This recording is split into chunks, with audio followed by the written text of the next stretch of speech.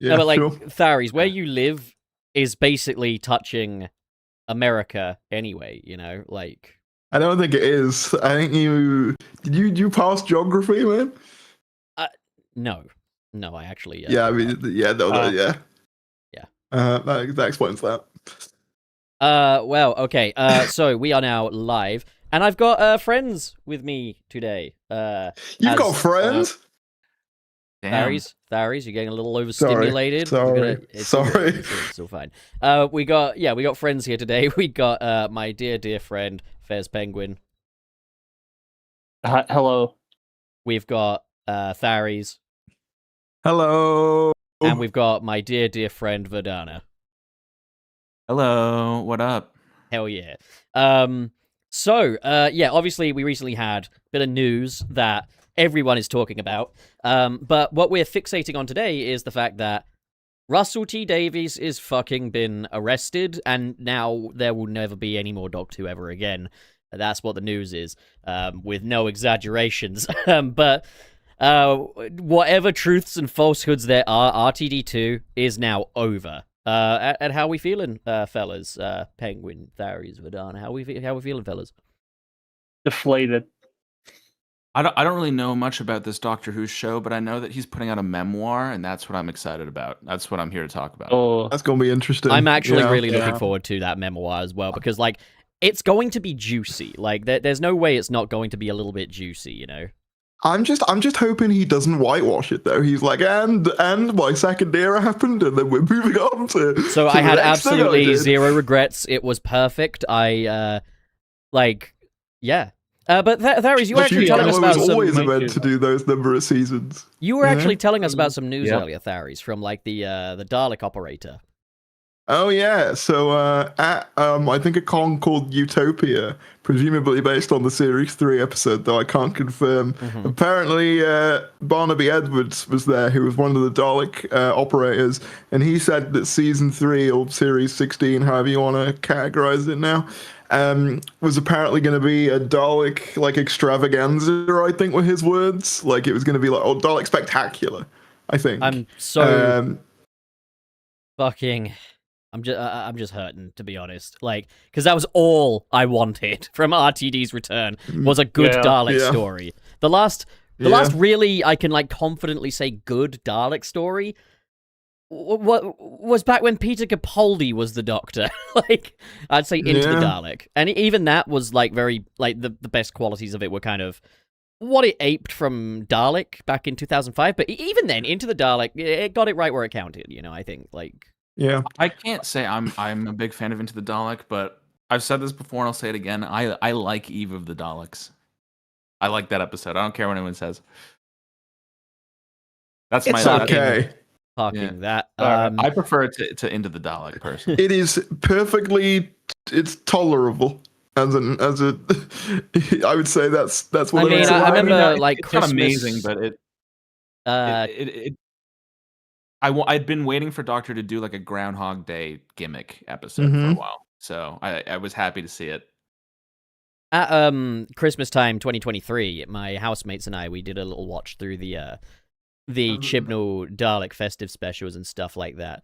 My resounding thought was the best one in terms of overall quality would be Resolution overall. I would agree. And that's funny because that's the agree. episode that started my Doctor Who grifter era, which abruptly ended. Wait, your grifter era? Yeah, no, well, you know, like when I was just kind of like, oh, Doctor Who's bad, but I'm not quite sure why it's bad, so I'm just gonna say, Yeah. But been there. Yep, we all have. A lot of words we didn't understand back then. Anyways, yeah. Now that the era is officially over, we can do a ranking, and while you guys do get to participate, the final say so goes to me. This is at the end of the day my little tier list. This is not a democracy. This It's is a not dictatorship with you at the peak. Yeah, like, I'll ask your say? opinions, but they will not impact the charter that we've got going on up here. So yeah. I mean, like, do we get to like, you know, is it possible we change your mind on you things? can Or is try it, like, to are you persuade pretty- me, but like I've had time to. I've thought for 3 years about this. Trust me, your version doesn't work. Okay. Okay. 3 years of the reality war? Damn. We've got I think our you just mean tiers since it already started. laid out. S, A, B, C, D. If we need any further tiers, which we will add them when it's time. I'm just gonna do a community post of the stream. That would be great, Should I do that actually. too? Do some promo. I'll do Yeah, some- no, I do love promo. So yeah. So let's start off with the 60th anniversary specials.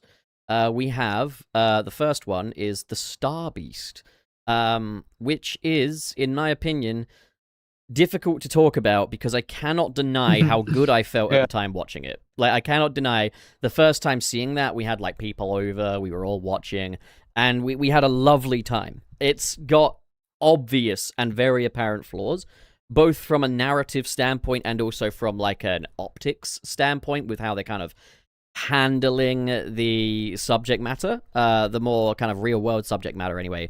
It's very, very heavy handed. It's not very well done in that regard. And it's the kind of thing that I'm all for it doing.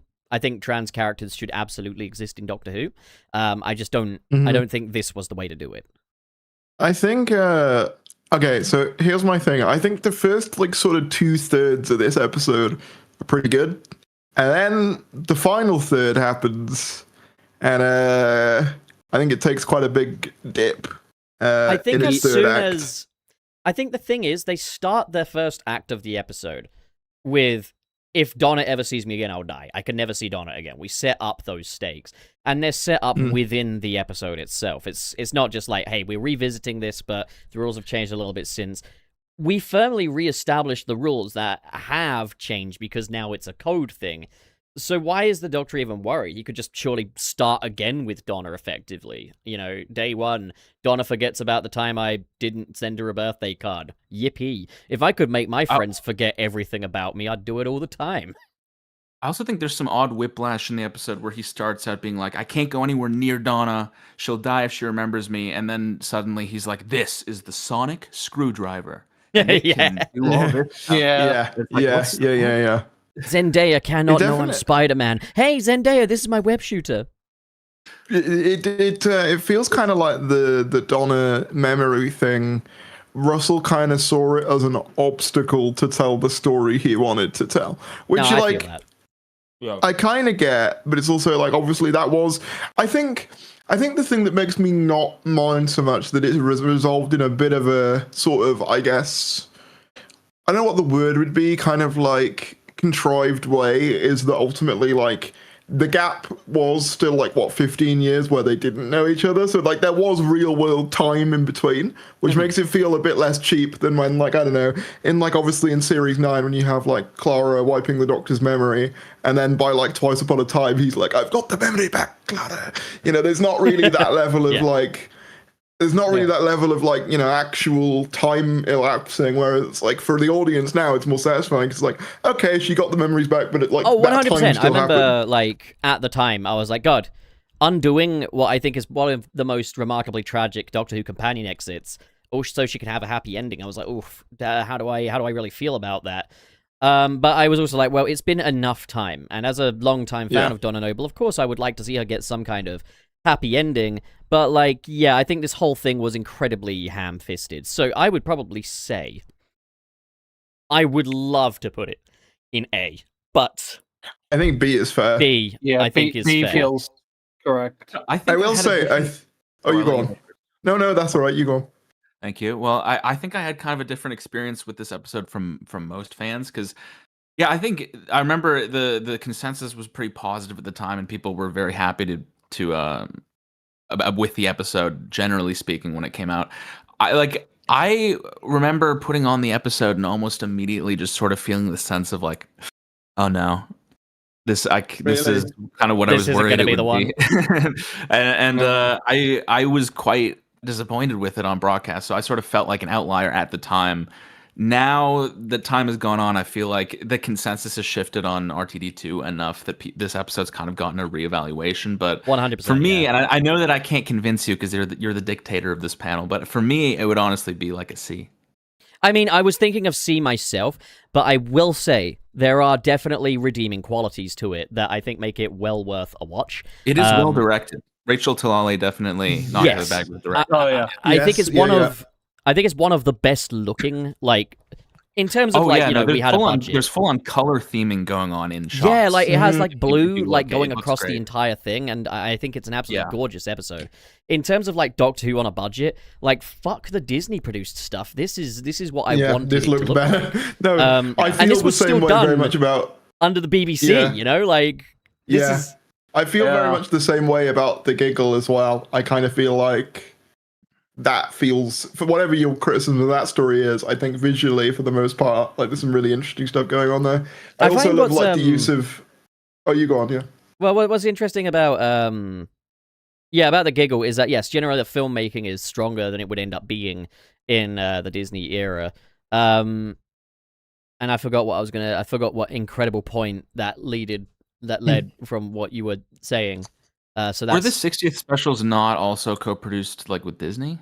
No, they weren't. They weren't. No, they were. I believe Disney appeared like while they came to them while they were filming. Stuff. They had a Disney rap there when they were filming. I think The Giggle to be like, this is what we're making. This is how it's kind of looking at the moment. Why did you just start singing Hamster Dance and not finish? I just sort of. They're very much so released as part of the Disney era, but yes, but they were already being made, so it just sort of made sense to lump them in. They have a Disney logo at the end, but purely for distribution reasons. I don't think Disney's budget or Disney's hand. I think really maybe they might have given them a little bit of extra just for polish, but like the episodes wouldn't be really any different. I don't know though. I mean, have you looked at the bi-generation effects? They are pretty terrible. Like. I think they look better in The Giggle though than they do in Interstellar. Yeah, they do. But like, if you look at it in The Giggle, you can just see that like stock caustics effect has just been kind of put over a slightly faded mat around like Ncuti and David's pelvi, I guess. One thing I really love about it, though, is the practical monster suits of both the Wrath Warriors and the Meep. Obviously, they do put a bit of CG on both of them, but it's very tastefully done. It's very tasteful. It makes the Sutek thing that much more disappointing. But I would say, you know, with Sutek, at least when I look at Sutek, I can at least see like an extrapolation of the same overall theme of what Sutek is. Omega, on the other hand, is just we'll get there. We'll continue on with the specials. I like the Meep a lot. I like the Meep a whole lot. Yeah, the Meep is a strong villain. Other redeeming qualities of the Star Beast. Go on. Yeah, I'm of the opinion that there was kind of a missed opportunity with the Meep in that I think it would have been funny if the Meep kept looking like adorable the whole time, even after turning evil. Like they give the Meep kind of a generic like evil face. Once the twist is revealed, but if it kept looking cute when it was trying to blow up London, I think that would be funny and make it a more memorable. I mean, given how good the evil Meep effects were, I think it would have taken a lot of restraint, just even from the filmmakers, to not do that. Like, I can understand like the art would be there. It would have taken a hell of a lot of restraint, and Russell, I don't think you're going to see any restraint while he's in charge. That's true. I mean, it's interesting. In the original comic, they have it so that the Meep turns to camera and basically like reveals to the audience that he's evil, but no one in the story does. And apparently, allegedly, that they filmed some of them, but they decided to just have that moment where he turns, and that's when everyone finds out. Even though, you know, obviously, for a lot of nerds who were watching the story, they knew that Beep the Meep was going to be evil. I think one thing that I like about this episode, and I think it's something that I feel about like the 60th as a whole, is that like you do actually get some of those really nice character moments there that do just feel quite grounded.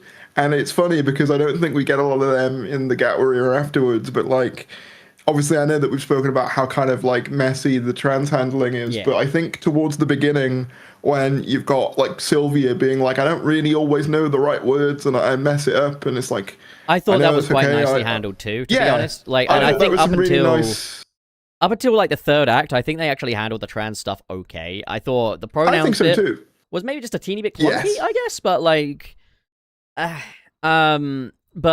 think like once you get to like she's non-binary, because the Doctor is male and female. It sends such a mixed message on what I think is quite an important subject to get right. Yeah. It feels like when he tries to bring plot device. Oh, sorry, my phone. Oh no, you go on. That's no, that's all right. You go. But did you guys hear my phone alarm going off? Because it was really loud. I just. No. Oh, okay. So that's Discord must have done a good job. That's why I was profusely apologizing. Okay, well, anyway, like it's good to know that my mic doesn't pick that up. But yeah, okay, go on. Just I think it was handled in a way that really just wasn't. Just to tackle that issue, it's probably better to maybe consult someone who's. Yes. I do wonder if there was a consultant, but something I always found so strange is that in the Doctor Who Unleashed for that, there's never a bit where there is just what was the name of the actress that played Rose Noble again? Yasmin Finney? Yeah, there was never a moment where there was just Yasmin Finney being interviewed. She always had Russell next to her, almost I noticed like she that. was on his knee, effectively. Like, and I was like, what's... Oh, but like at that point, it was like benefit of the doubt era, you know, like everything gets the benefit of the doubt.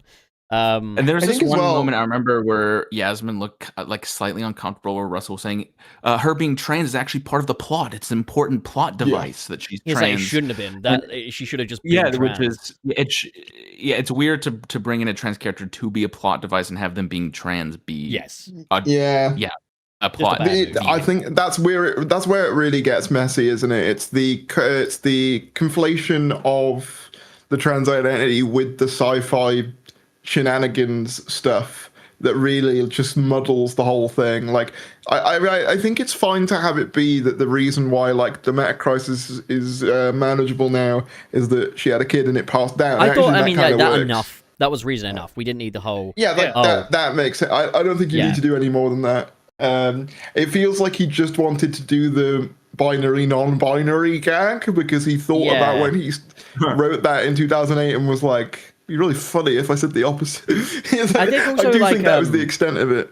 Yeah, I think they just when they were kind of just sticking with she's a trans woman, it worked. Once they brought the non-binary thing in, and this sounds really bad, but I think they muddied it up because they didn't seem to know what they wanted to do with her or what they wanted to communicate. But that I think that's enough on the Star Beast, otherwise we'll be here a while. So we'll move on to The Wild Blue Yonder, which I think a lot of people will probably agree. I know there are some outliers, but I really like The Wild Blue Yonder. I think The Wild Blue Yonder is a very strong episode.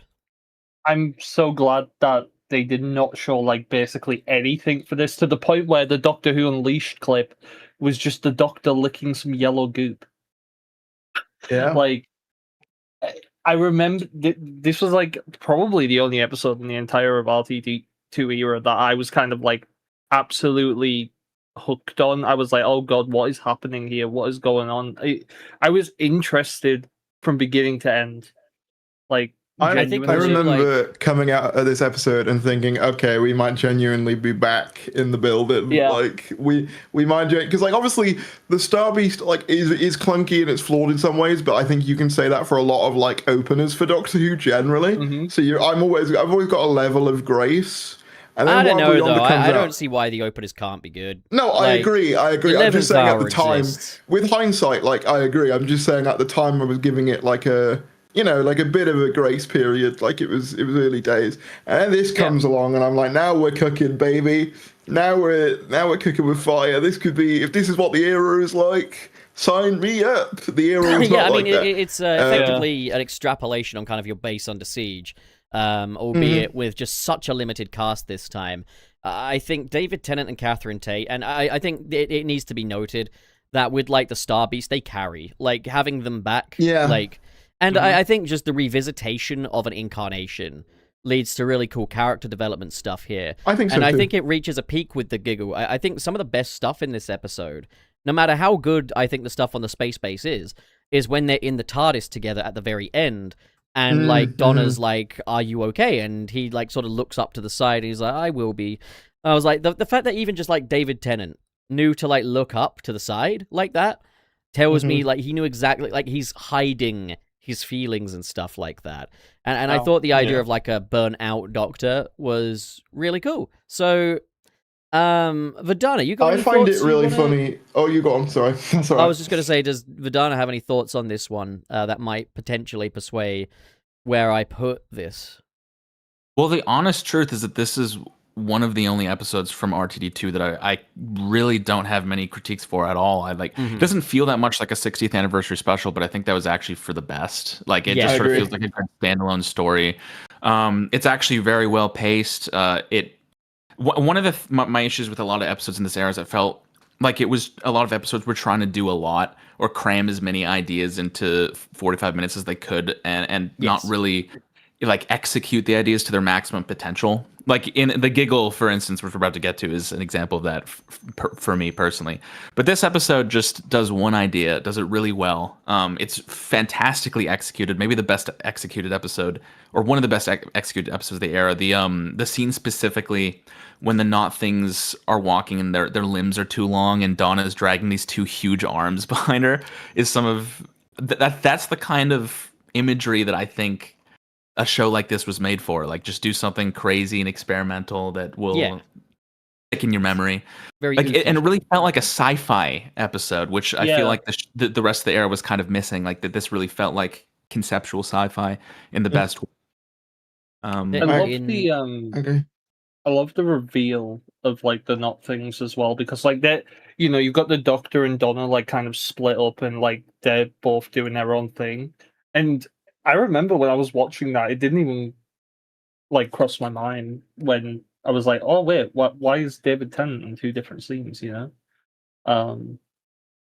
I just thought that reveal was really well done. Yeah, no, I agree, because it keeps you questioning like what's the real, and like it's an episode that keeps you questioning what's real.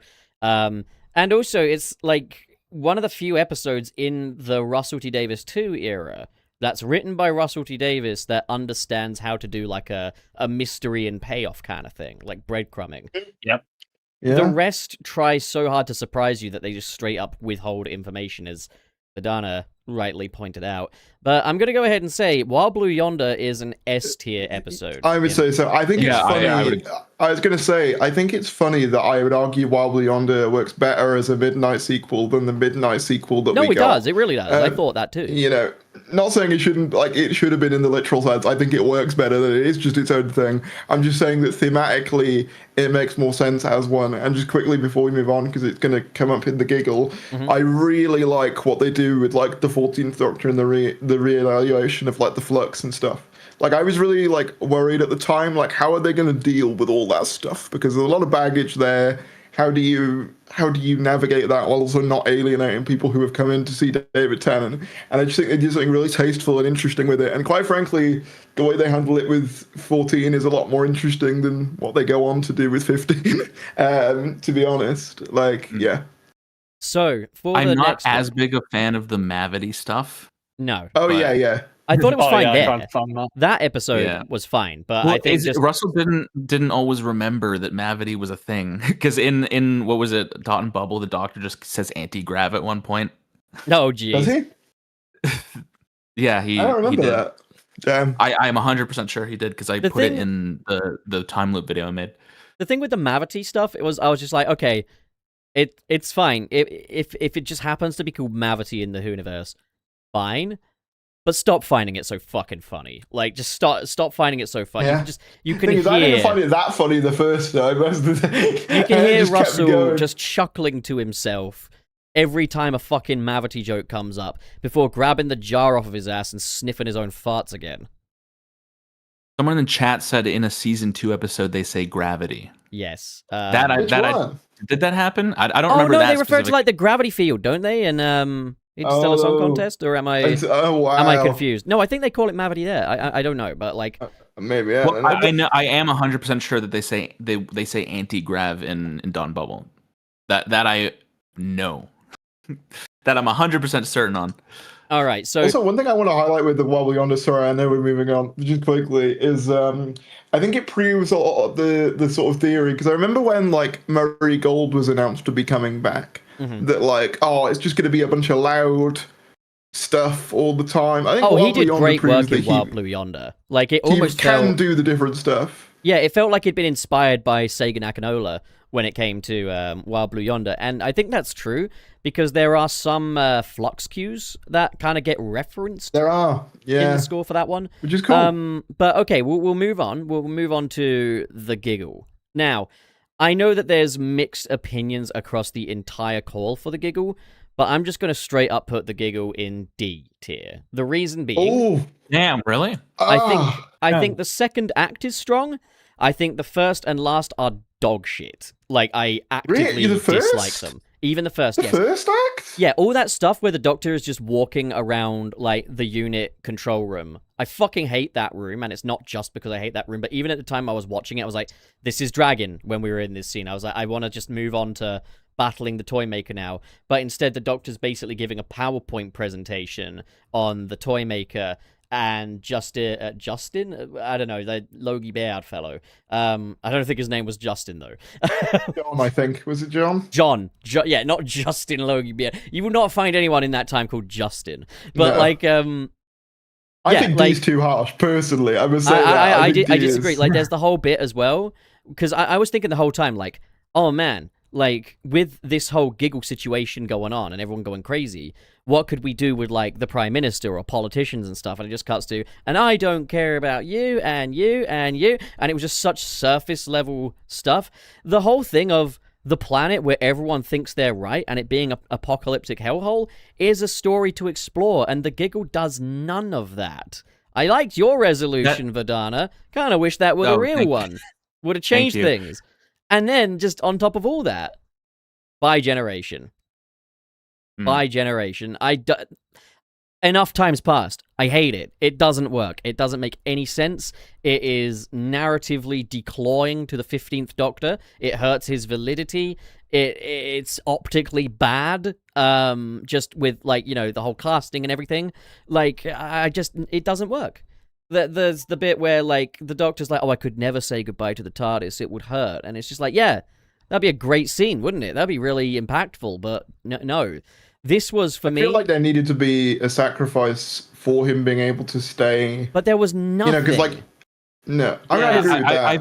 I've always thought it was a really odd decision to actually duplicate the TARDIS and give the 14th Doctor his own TARDIS, because that kind of negates...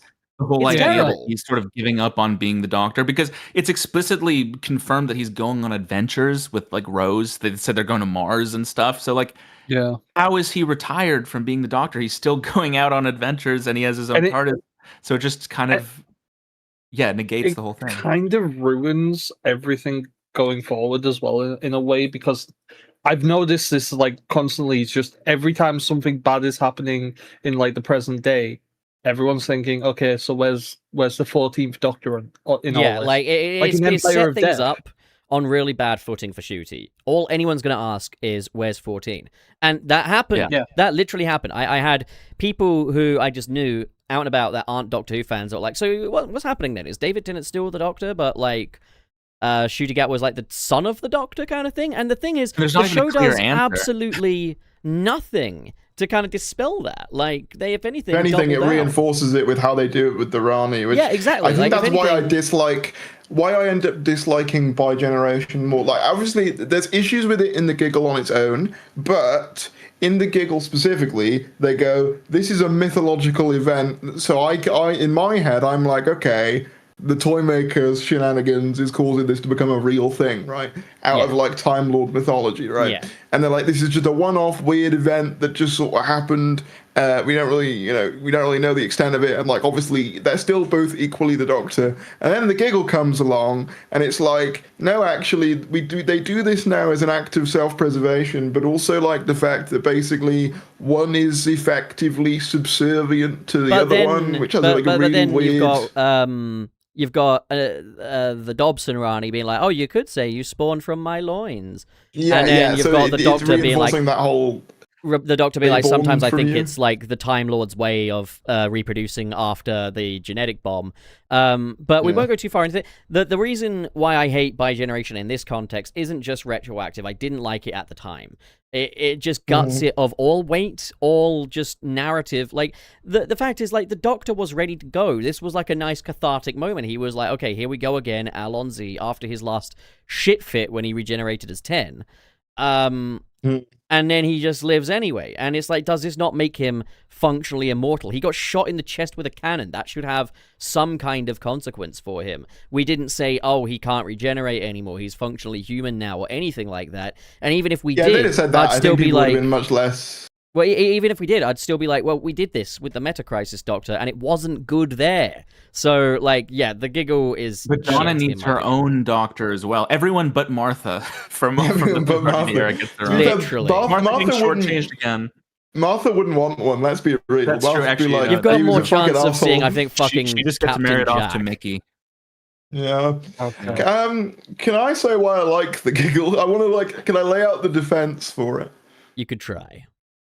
Okay. All right.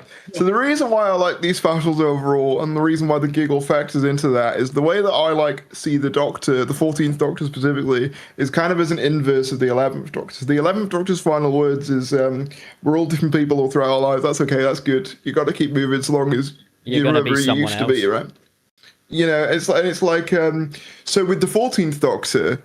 For me, like, what he represents is like folding in on yourself after like a traumatic event, and like falling in on like your, you know, your past self and your past interest and stuff, which is something that I've like done myself. Is when stuff's happened in my life, I'll retreat into what's comfortable, and that's how I see the 14th Doctor narratively. I mean, so I've been there, like... and I mean, to be honest, I am there, but I still think this story sucks. Like, No, I okay, think, but I'm just laying I think the out- problem is that, like, the dressing of this one did not do that theme justice in the slightest. But you know what will? Spider-Man Brand New Day, which releases next month. It looks to be really good. It's tackling things like really loneliness and habits and stuff. I can't wait. I also think Neil Patrick Harris's Toymaker alone is great. Like, Also, guys, I'm seeing a lot of folks in the chat being like, oh, the giggle is as low as it goes. You're going to put the reality war in that tier? Trust me, this is an RTD2 ranking. You really think it goes as low as D? There's been a super chat, by the way. I don't know whether yes, there has. I've been wanting to read that. So, Captain Cold Cuts. Do we save that for the end, or? Oh, yeah, we do that on Sunset City. Here it's different. Oh, do you want to save it? It's up to no, you. No. We're gonna do it. We're gonna do it. So, okay. So, Captain Cold Cuts 3997 with the $1.99. Is it wrong to call RTD New Who's John Nathan Turner? I don't know, man. I think John Nathan Turner generally played the hand better. Like, I think Russell was dealt a bad hand, but he played one of the worst games I've ever seen in my entire life. Like, that wasn't playing. That was throwing the cards on the floor and then blaming Well, I think I've said this before. The trajectory of New Who has been...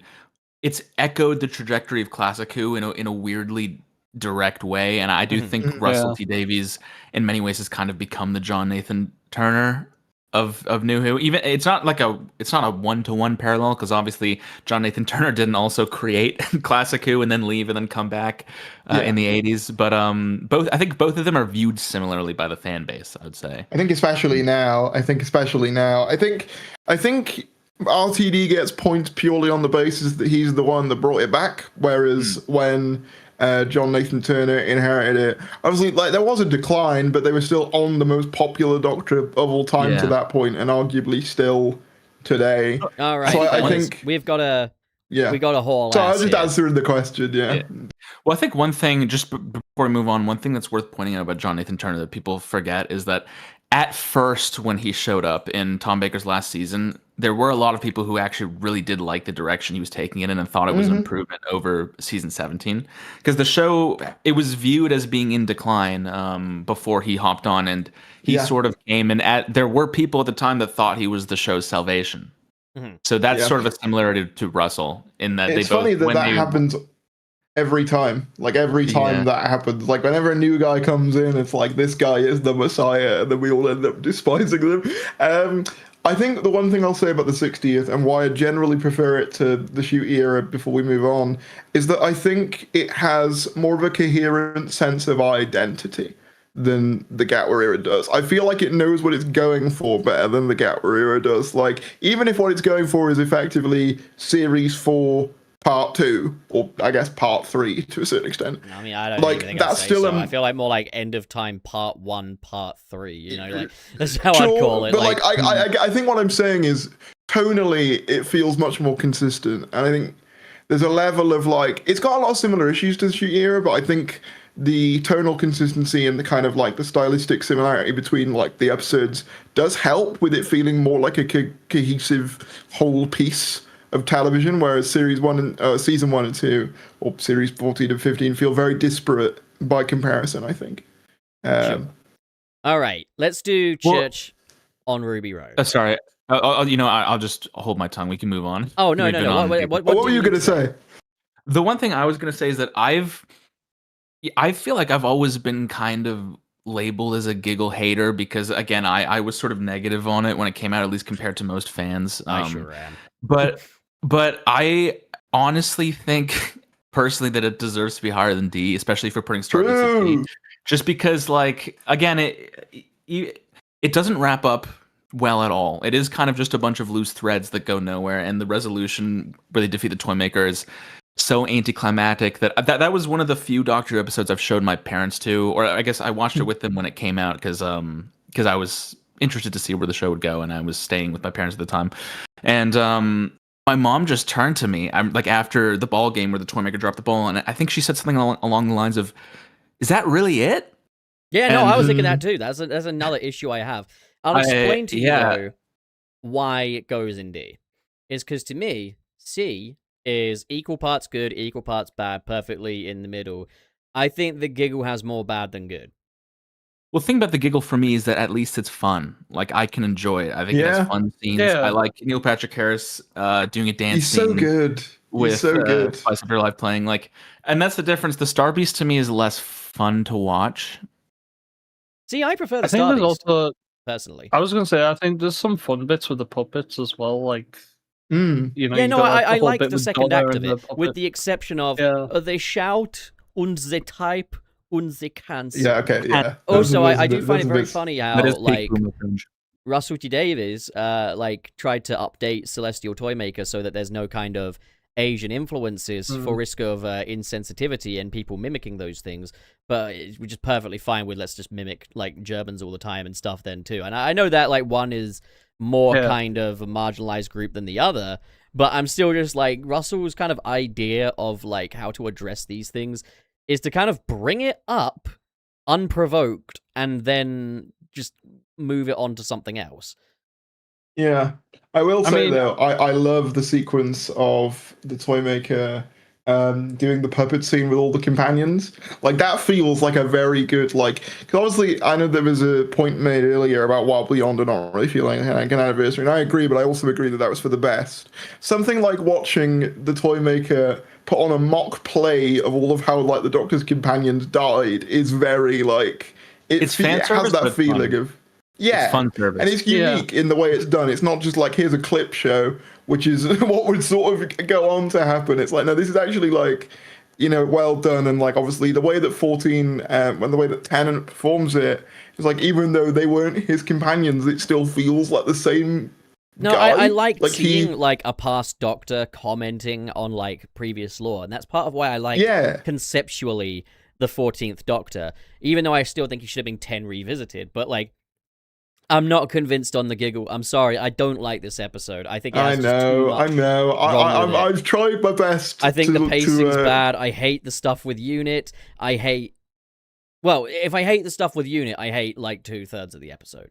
I do agree with you that the unit room sucks and it's just a big gray void. It's such a dull, symmetrical set. There's just no character to it. I liked how it looked better in the Wishbone. I personally believe that Purgatory is like a back rooms, but with the unit headquarters aesthetic, just stretching forever. I think if I can give it one thing in this specific episode, is that when the Toymaker lightens it up and like starts doing multicolored bouncy balls and like rose petals and stuff, it helps juxtapose the chaos of the Toymaker with the mundaneness of like our world. Maybe that's me extrapolating potentially. No, I understand. But I mean, it ain't happening. Too many concepts. I'm trying too many hard, left on debate. What if I give you a Greg sausage roll?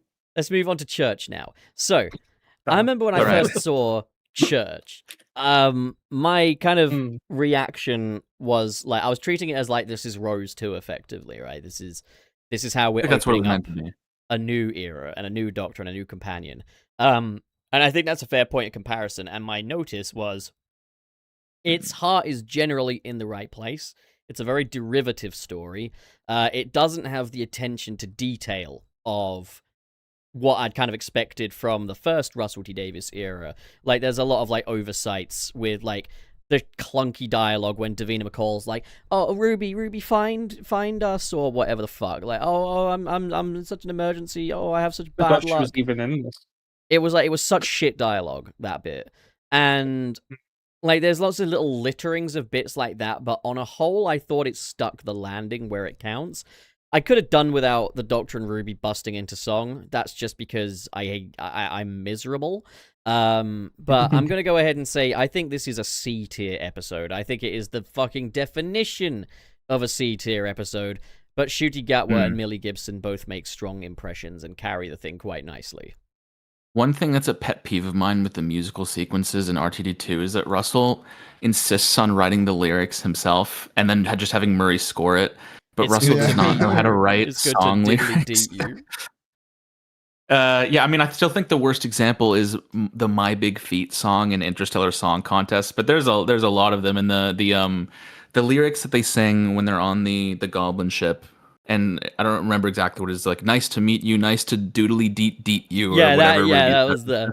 Yeah. Just let somebody else write the lyrics to the songs, Russell, please. I agree. Yeah. I have a weird sort of dynamic with this one, because I remember watching it and thinking, it's decent, but there's something not quite there, and I could never quite pin what it was. I think part of it is, if you watch I think it is in the Unleashed, I think, all the commentary. Yeah, there's an entire missing section. You know when they go back to the house after they flee the Goblin ship? Mm-hmm. There's an entire sequence where the Goblin King and the goblins are supposed to like break through the house and like chase them down for like the baby, and that just got cut for budget reasons. And I think you can really feel some of the pacing weirdness as a result of that cut section.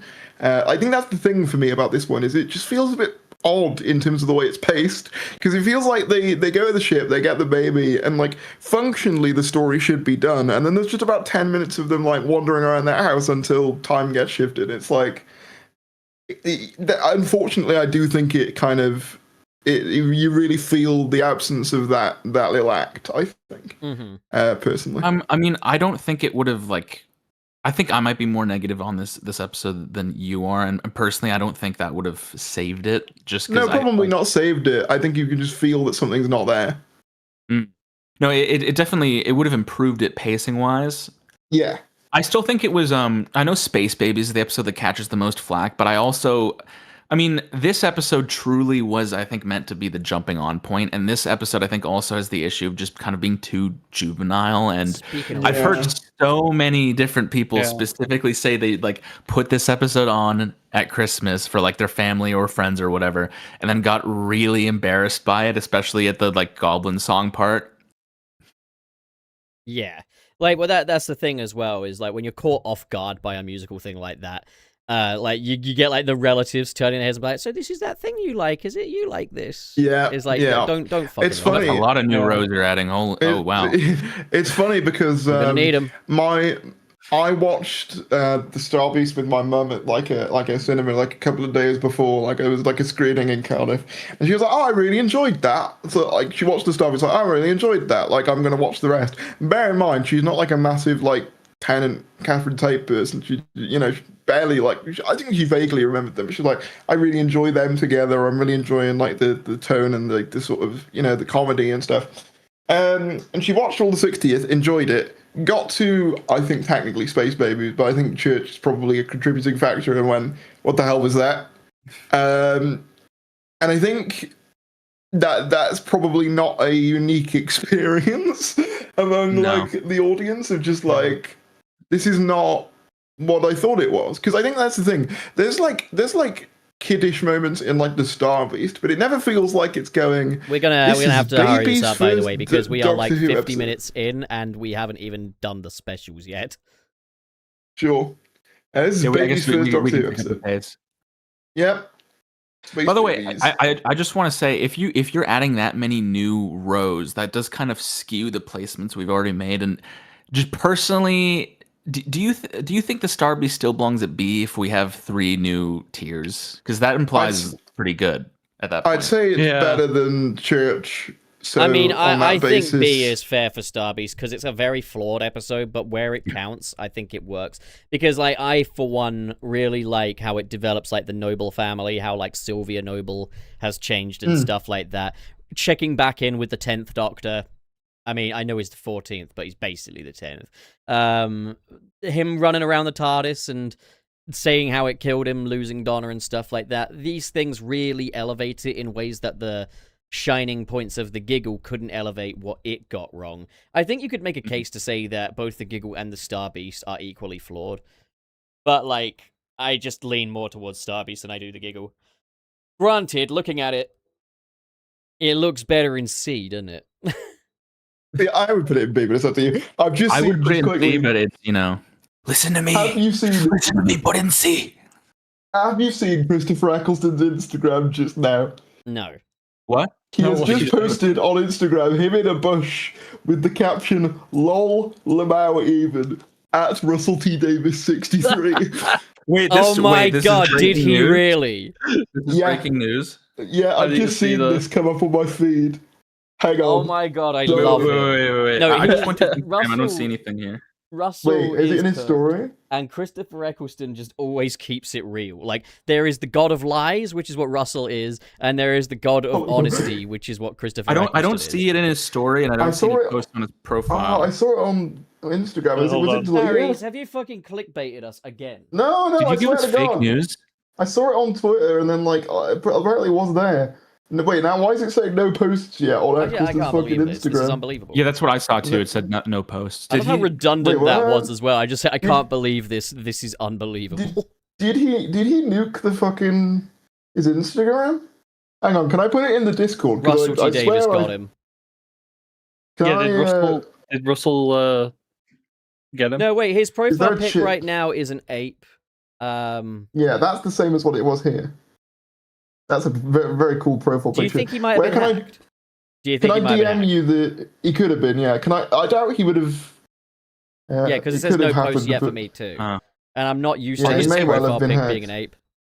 I'll just take this moment Uh, to address someone in chat asking if this is the real Verdana. It is, I think. I think this is the real Verdana. Allegedly.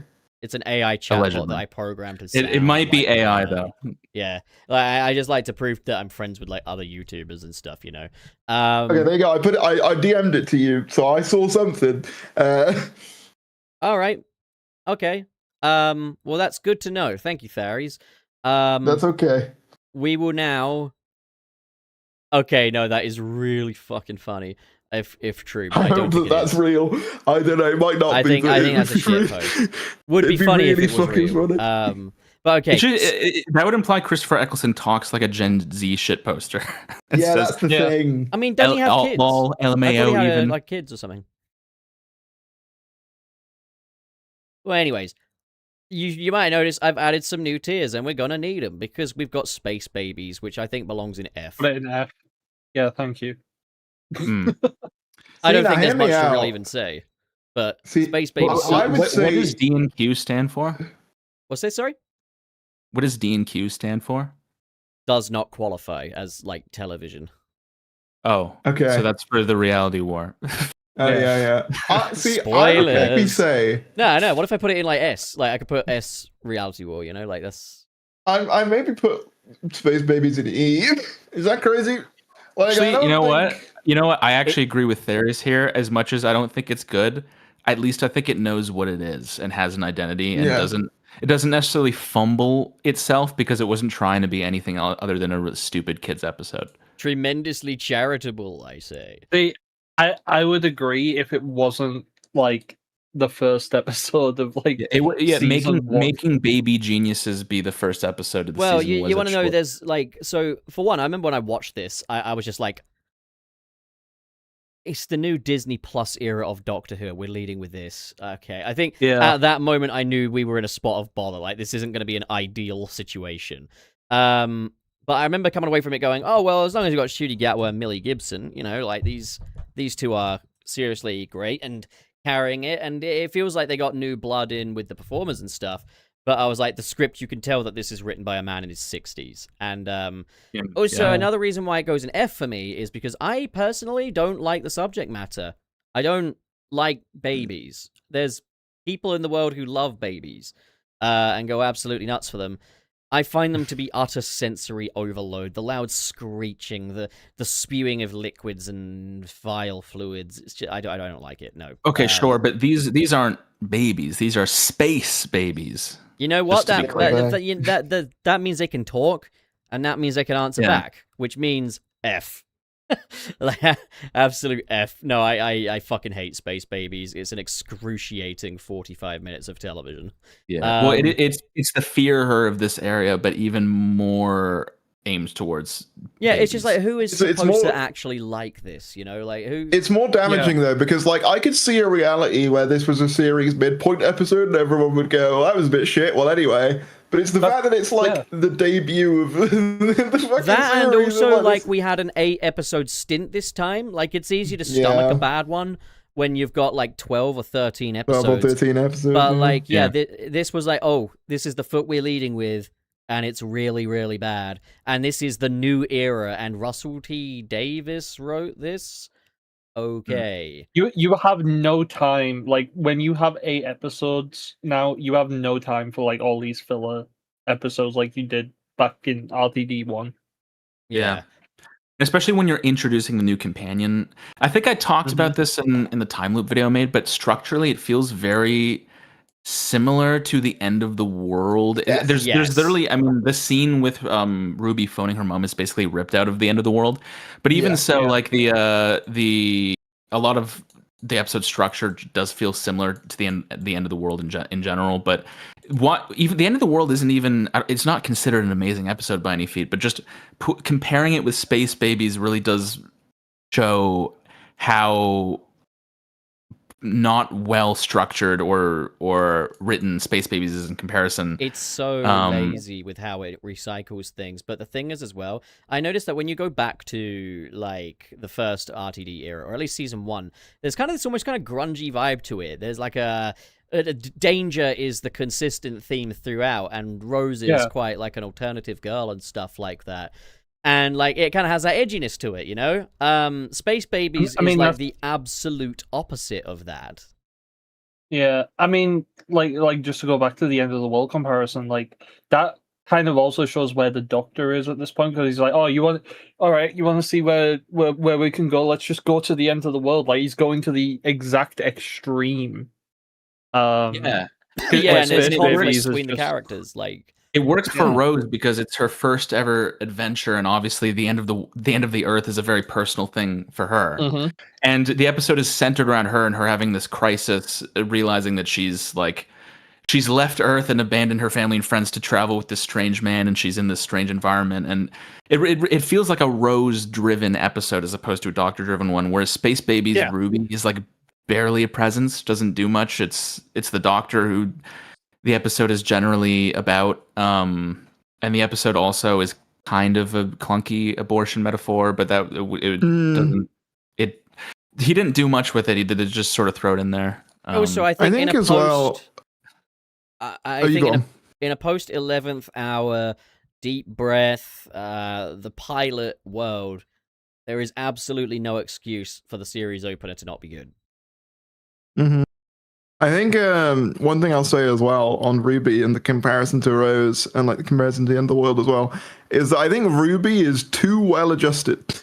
I think Ruby is too like clean and just like She's I think it's the issue with Ncuti. Like that's and it's sort of like that's not interesting. That's not interesting. You know, that's quite dull as like a character, I guess. It's just not as anywhere near as compelling. Like there's no real conflict between. I mean, that's true largely of most of the entire season 1. Is that there's no friction at all, which is one of my same issues I have with. It's a slippery show. It slides off the brain. It slips around in the dynamics.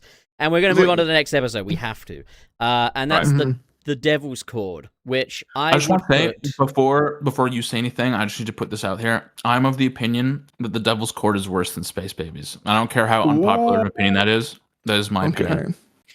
All right, you're about to I see. I don't agree. You're about to see. You ready? I'm ready. Oh. No. There's no way. There's no way. No, stop. No. I would have Yeah. went at least A for me, but yeah. I think the vibe is there, but yeah, like I mean, I way everything prefer the giggle, that I'll be real. Verdana said in his time loop video, I agree with, but I don't think it's a complete for me, piece of shit. I think it's just Devil's very wobbly.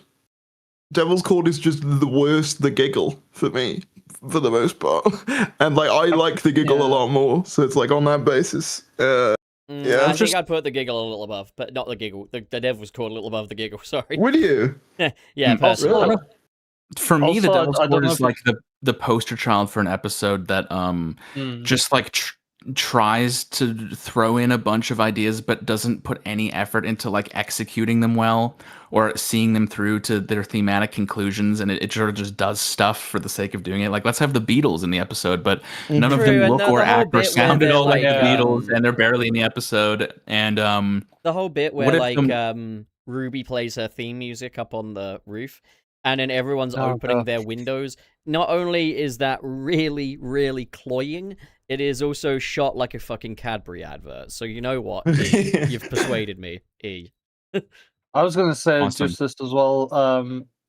Devil's Called feels too soon, like in the season, because like we literally are just 2 episodes from the giggle, and we're doing the God thing like again. Like give it some time. I mean, I thought what we were doing, because I figured the church on Ruby Road was kind of gods and stuff with goblins and how they kind of like relate to bad luck and coincidence and stuff like that.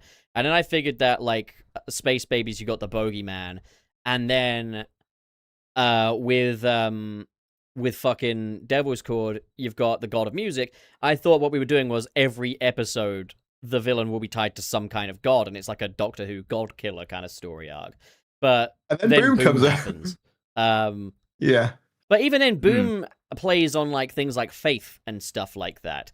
But I will say this: Boom is a standout episode in series 1, and so I'm tempted to be like, "Oh, let's look at these higher tiers here." But I'm also like, let's look at this within the context of Doctor Who on a whole. Well, that's what I was asking. Are we looking at this through the context of just RTD2, or are we looking at it as a whole? We're looking at these just kind of as a whole. Like we're not. Yeah, because that kind of changes. That kind of changes my thoughts then. Because I, like the way I was framing it in my mind is kind of like this is within itself. Yeah, no, this is.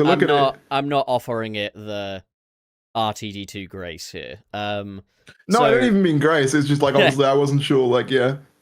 Okay, we'll move on to Boom. The grounds for Boom. Yeah. I do think it's a strong episode, and I think it's got a lot of really cool things to say.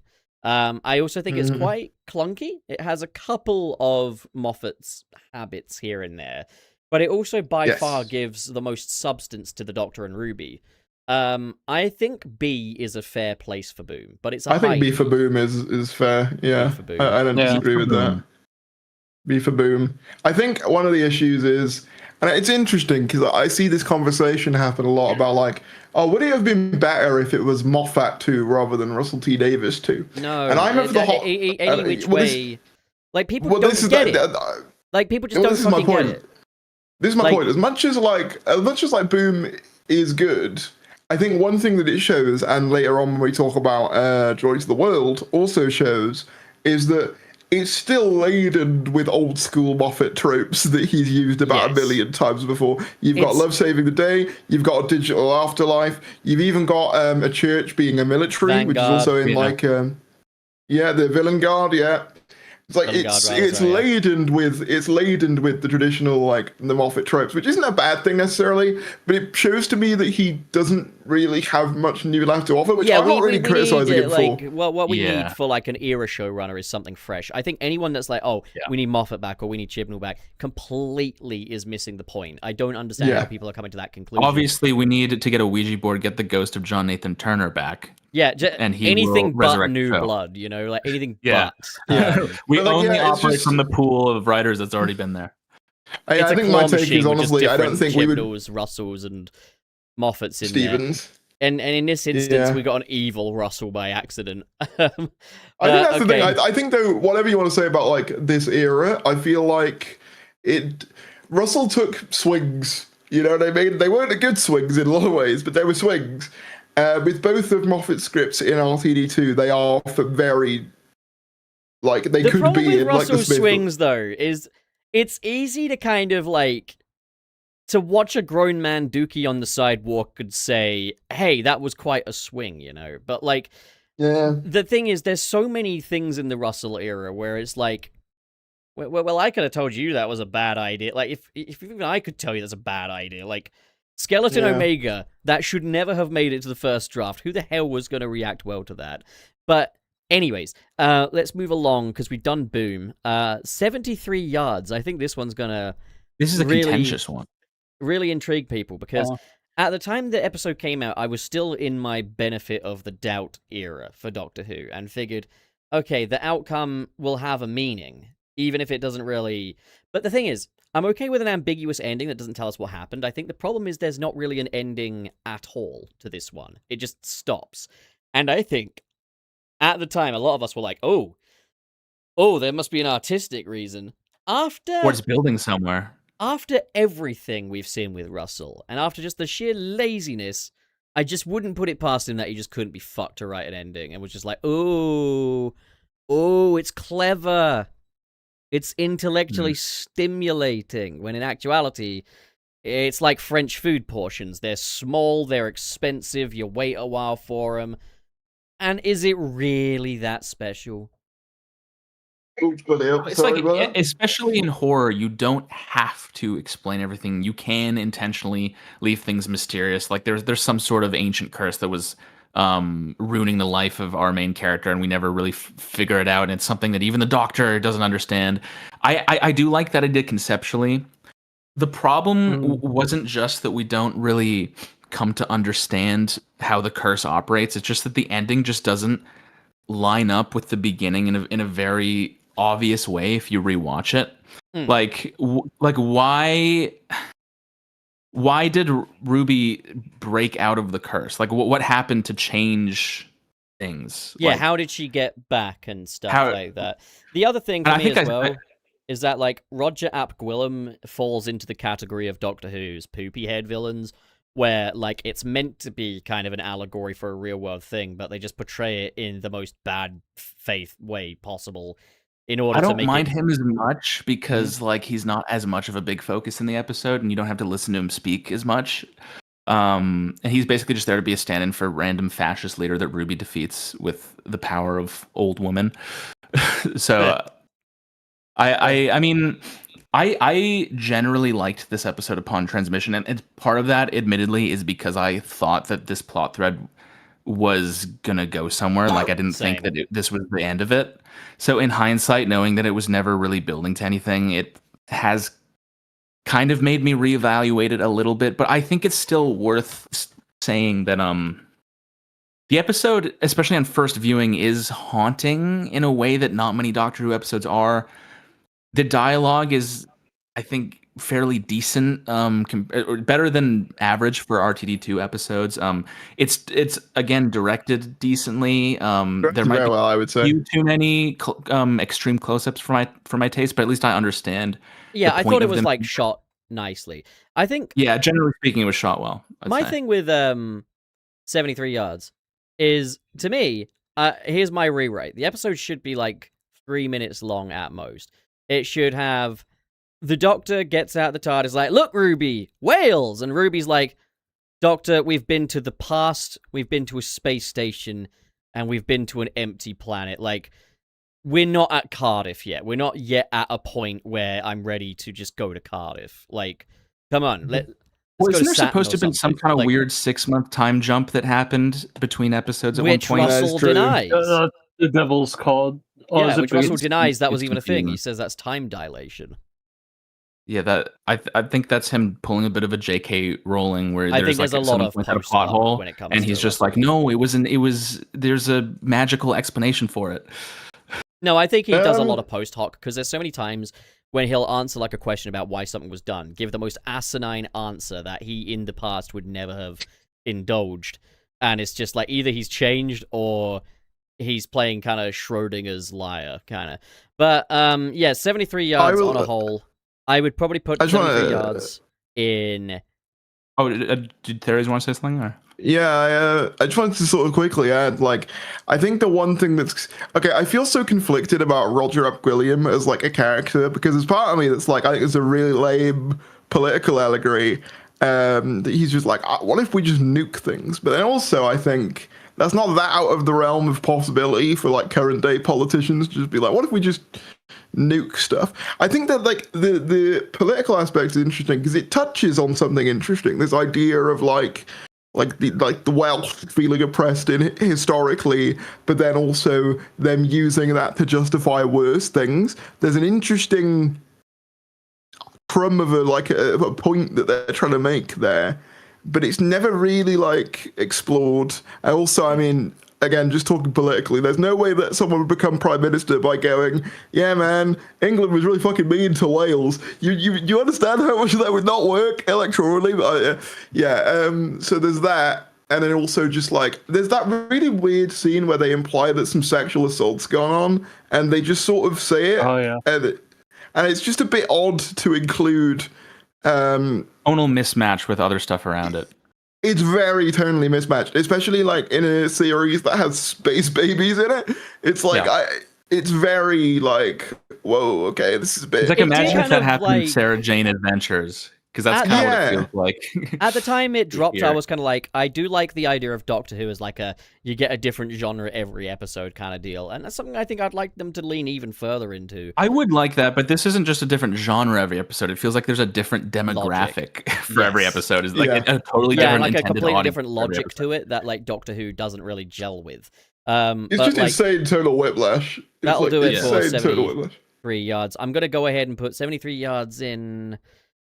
I'll put it do I put it above Church on Ruby Road or below it? I would definitely put it above Church personally. Yeah. Okay. I'd probably put it above I put it above Starbeast too, personally, but I don't know. I don't know if I can would I actually give it a C though? I feel like it's almost kind of too flawed for C.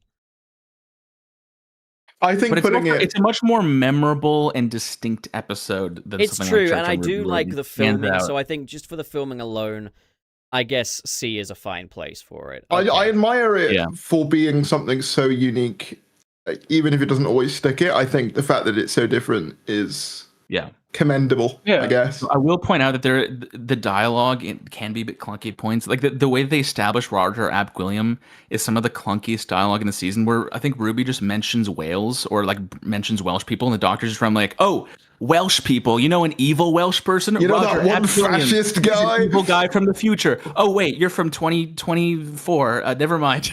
Right, fellas. It'd be like if someone let's keep the ball rolling. Yeah. It'd be like if someone mentioned Germany and they mentioned that one guy. Oh, you know an evil German guy? Adolf Hitler. We got dictator from 1933 to 1945. Dot and Bubble next. And I think Dot and Bubble is one of the best episodes of Ncuti Gatwa's time. I really like Dot and Bubble. I really do like Dot and Bubble a lot. I think there's one little criticism I do have is I don't think having the dots go after people really adds much to it. I thought it was fine if it was like they're addicted to their devices, they live in their bubbles, so they're blind to the horrors that are going on in the real world around them, and that's the slugs. I thought that was enough, and I thought the racism story was also enough. I just think once it's like, oh, the dot wants to kill you too, I was like, okay, well, this is getting a bit silly. Yeah. No, I agree. Why even have the slugs at that point? Yeah. Yeah, everything outside of that I think is strong. Yeah. Also, I just love how the slugs look as well. The slugs look great, yeah. And also just the production design of this one, the overall style. I thought the ending was really cool. And the thing is, like, there was a lot of people saying, like, oh, I didn't predict it and stuff like that.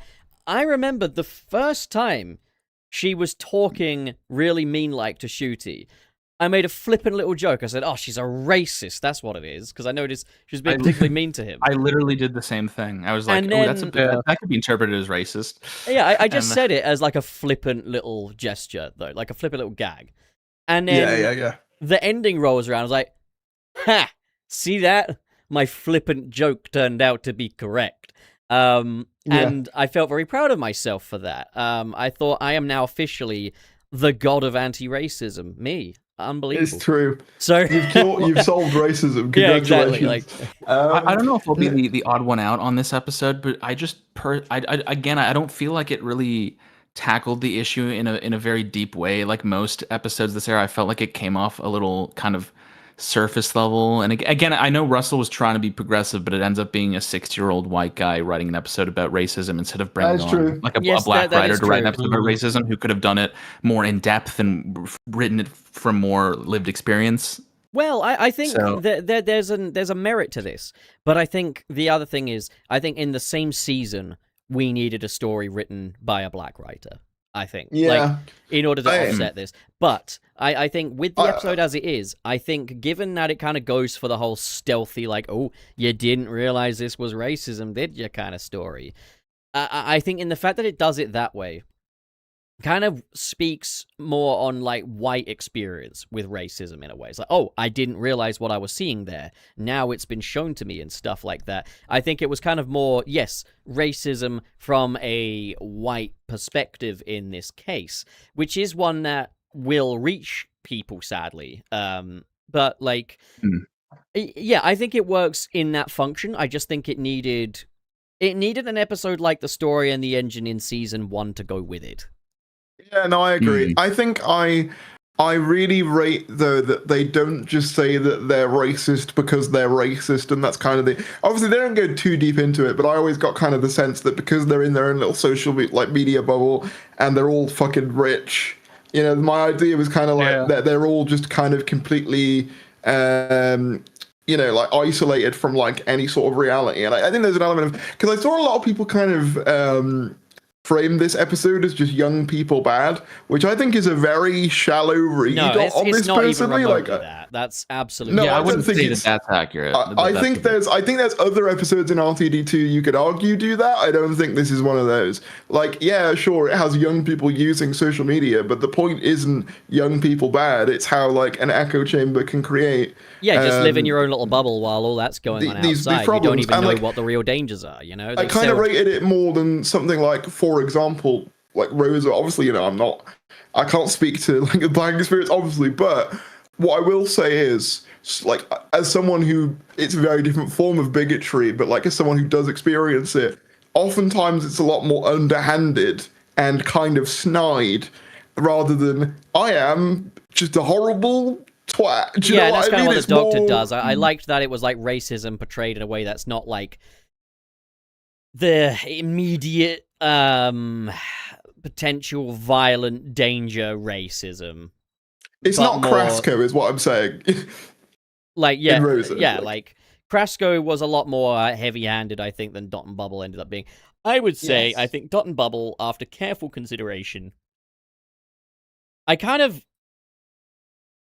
wonder if A is too generous in the grand scheme of things, or if I'm just saying that because of what it's up against.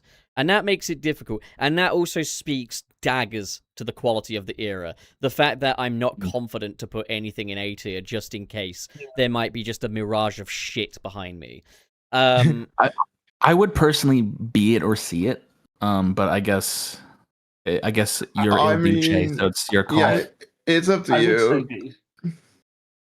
I would be happy to see it in A, but I'm not gonna like be mad at B either. Like, I think that's fair. Rogue, I didn't really like. I'm not really big into the genre it's trying to go for. But I didn't like the way, like, you know, the Doctor and Ruby kind of, you know, their stories. I didn't buy the Doctor's romance with Rogue. I didn't really care for the whole we're going to cosplay this planet to death bullshit. And it felt very hurried in the end. So I would probably say that Rogue is like a D, maybe, or maybe an E. See, for me, this is like the middest episode to ever mid. Like, I watch it and I think, yeah, this is fine. Like, for me, it's not something that like overwhelmingly I look at and go, this is really flawed. But I also don't think there's much in it that I'm like, wow, that was really worth doing. It feels very... I suppose like, the best thing I could say about it is it's not the worst thing in the world. It's one of the most, for me, like, it feels very ironically, because it's one of the non-RTD written ones, it feels very similar to a lot of, like, sort of below average, mid-tier RTD1 filler episodes. Yeah. Even like down to its tone and sort of style, it feels very like that. You know. Yeah, Ooh, the thing is, it fangirls a little too much over Bridgerton, I think. Yeah. It's funny because I've still not watched it. I don't feel detestation as I watch Rogue. You know what? I think It doesn't elicit any kind of strong emotion in me at all. Rogue probably high D above the giggle, I'd say. The interesting thing about this episode, I think D's a bit harsh, personally. Yeah, I would personally see it. I know there's a lot in C already. Mm-hmm. I think. I mean, the interesting thing about this fair. episode is that, like, I specifically remember when it came out, people raved about it. People were saying it was one of the best episodes of the season when it came out, and then over time, and it is kind of true to some extent that every episode is more acclaimed the week it comes out than it is later on. But this episode especially, I remember people like really liking, and like now it's just considered mid by like everyone. Yeah. Okay. I do like, as a big fan of Willy Wonka, I love when he does the TARDIS reveal and he starts singing Pure Imagination. I just think that's a really sweet little scene. I really like that. I know it's been said a the- million times, but it is just odd that the Doctor falls for this guy so fast, considering he is very much so implied to not be a very good person. And that's the other thing as well, is also just like, do we forget how old like the Doctor is, despite the fact that he reminds us every 5 fucking seconds? Yeah, he kind of acts like a teenager in this episode. Like, who just why does he act like, oh, you're the love of my life after a day, which to the Doctor is like a fucking fraction of a minute. Like, yeah. I don't like the Doctor falling in love with humans. I don't like that story. I don't think it should be done. I would have said put it in C, but I just don't want to see Rogue above Church on Ruby Road personally. You could put it low C. You could it put would be the lowest of C, but I think D is. If I'm being completely true to myself, D. It's fair enough. Yeah, it's up to you. The Legend of Ruby Sunday is the next one. Oh yeah, we'll just move on. Of our finale. Do you dream of being an ambulance? Not as bad as Empire of being Death, an ambulance? But there's nothing to it, though, is there? No, like in hindsight, once you've done Empire of Death, once you've seen Empire of Death, there's nothing to revisit here. It's all set up. I do like the way the TARDIS is lit when it's all like menacing, and I think the idea of the TARDIS going rogue is way scarier than Sutek. But like, yeah, I don't think this episode works. One thing I always thought is, imagine if the design for Sutek, instead of the dog, you know when you get the black smoke going around the TARDIS, if that formed into the mask, like a kind of Wizard of Oz type scenario, that you want like a Crash Bandicoot loading screen kind of deal for Sutek. I've got like you now, Doctor. Yeah, no, that basically, I think that would have been way more cool than if I'm honest, I would have just had these guys rock up in their old little outfits. Sutek, get rid of the mask because like he's not got any reason to wear that. Sutek's design in the original Pyramids of Mars was actually, especially when that face appeared in the TARDIS, was actually kind of spooky. Yeah, he is. He's got kind of like a moose look to him, you know, like yeah. Okay. They could have had it be something kind of like Sauron, where like Sutek's body has been destroyed, but his mind lives on. He's trying to like sort of find a new body or come back to life somehow. So throughout the episodes, what you see of him is sort of his like astral projection. Any motivation would have been better than kill everyone everywhere until you realize Ruby's mum might be a bit of a mystery. So I think it doesn't work. We haven't even talked about Ruby's mum. I think Legend of Ruby Sunday. We're still just on the first half. I think it has some sweet sentiments and platitudes here and there, but it is shit. I think E beneath Devil's Cord, although part of me thinks F. I'm not sure. I would say F. I am gonna say F, and the reason I am is because F is fair. At least Devil's Cord is doing something. Yeah, I'll put it above Space Babies, though. I'll put it above Space Babies. Sure. Yeah, I mean, they're both equally shit. It really does just feel like an episode where like RTD was like, okay, I've figured out the ending. How do we get here? That's it. I think Empire of Death. Crash. Well, we know where that goes. Well, we know it's either F or would we be generous enough to give it F, or would we say it does not qualify as television? I think it's on a similar level to Reality War, personally. I mean, I think the Reality War might edge it out. Reality War's worse, in my opinion. Both of them are kind of scripts of like random shit that doesn't. They're both can inexcusably flow into it. poor. The Like, I scenes remember don't saying make them flow into each Empire other, of Death has to be as bad as it gets. I remember at the time, and being amazed when I saw Reality War. I think the thing is, with Reality War, it's tempting to be a little more charitable towards Empire of Death, but it is absolute dog shit. There's not a redeeming I will quality give here. Empire of Death. I think there's one redeeming quality. I think there's one, which is I quite like the scene where her and her mum reunite. Outside of all of the plot arc bullshit around it, the actual scene I think is quite nice. That's all I have to say of the positives. I just think that scene's quite nice. I think the gonna gaming pay for after a 30 road seconds, is a by the way, bit. they're back. That's all right. Is a bit I terrible. literally, I have nothing else positive. Oh my god, I have nothing else positive to say. I figured you could at least just see it, you know? At least you could just... You're never going to see this, you know? Like...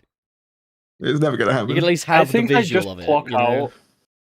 I think Also- I just clock out of this episode when like you've done the Thanos dust thing, and then it's just There like will be they're in the birds. memory TARDIS. There will be birds. The bit with the spoon as well, where he's like trying to find the Yeah. spoon. Like I'm just like, You know what it is going as on? well? Although I This do... episode the is scene very- where this- he talks to Spoon Lady is a nice scene.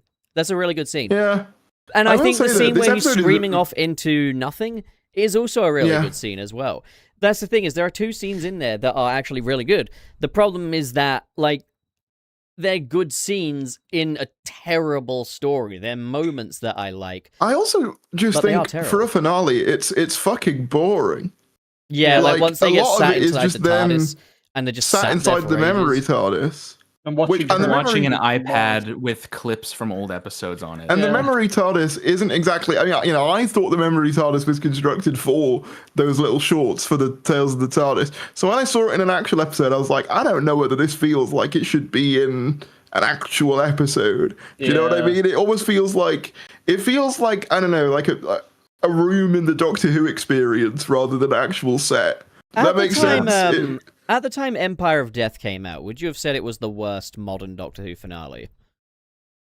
Like It's worse difficult. than Yeah. The Wedding of River Song, or... I mean, worse it's, than yeah. yeah. Well, Yeah. I mean, the thing is, the show has had a pretty bad run of finales since series 10. Like starting with Battle of Ranskor Ranskov on colonoscopy. I mean, that episode, I can't even Yeah. muster up an emotion for that. It's a nothing episode, like... Yeah, but I genuinely think that is better than Empire of Death. The Timeless Children pisses me off No, more. I I'll say that. I think I'd probably take Empire of Death over some of the other finale. I wouldn't say it was the worst finale ever at the time it came out. There's a temptation to put it as low as it will possibly go because it is terrible. But It is terrible. I think it also, least... I can at least Sutek is give my it... favorite villain of all time, and I just, you know, like my favorite classic villain ever, and I'm like, bruh, why did you do my boy like that? Also, by the way, the stupidest thing about the whole thing is Sutek was on the TARDIS the whole time. Shut up, no, he wasn't. Yeah, absolute It's bullshit. fucking stupid. You know what? I was He was thinking having a maybe... jolly old time in the was- Big Bang. Wait, what's that, sorry? I was just saying Sutek was having a jolly old time in the Big Bang. He was. or any other Yeah. episode. When the He was TARDIS getting a destroyed. tan. But okay, Yeah. so Empire of Death, I was thinking there are some redeeming qualities to it at the very least, which makes me wonder if it can maybe qualify as a piece of TV. However, where, like, pointing at the sign, death to death, Yeah.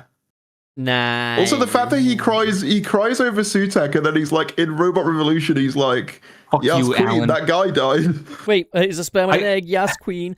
But, like, what are we thinking? F or Oh, DNQ for Empire of Death?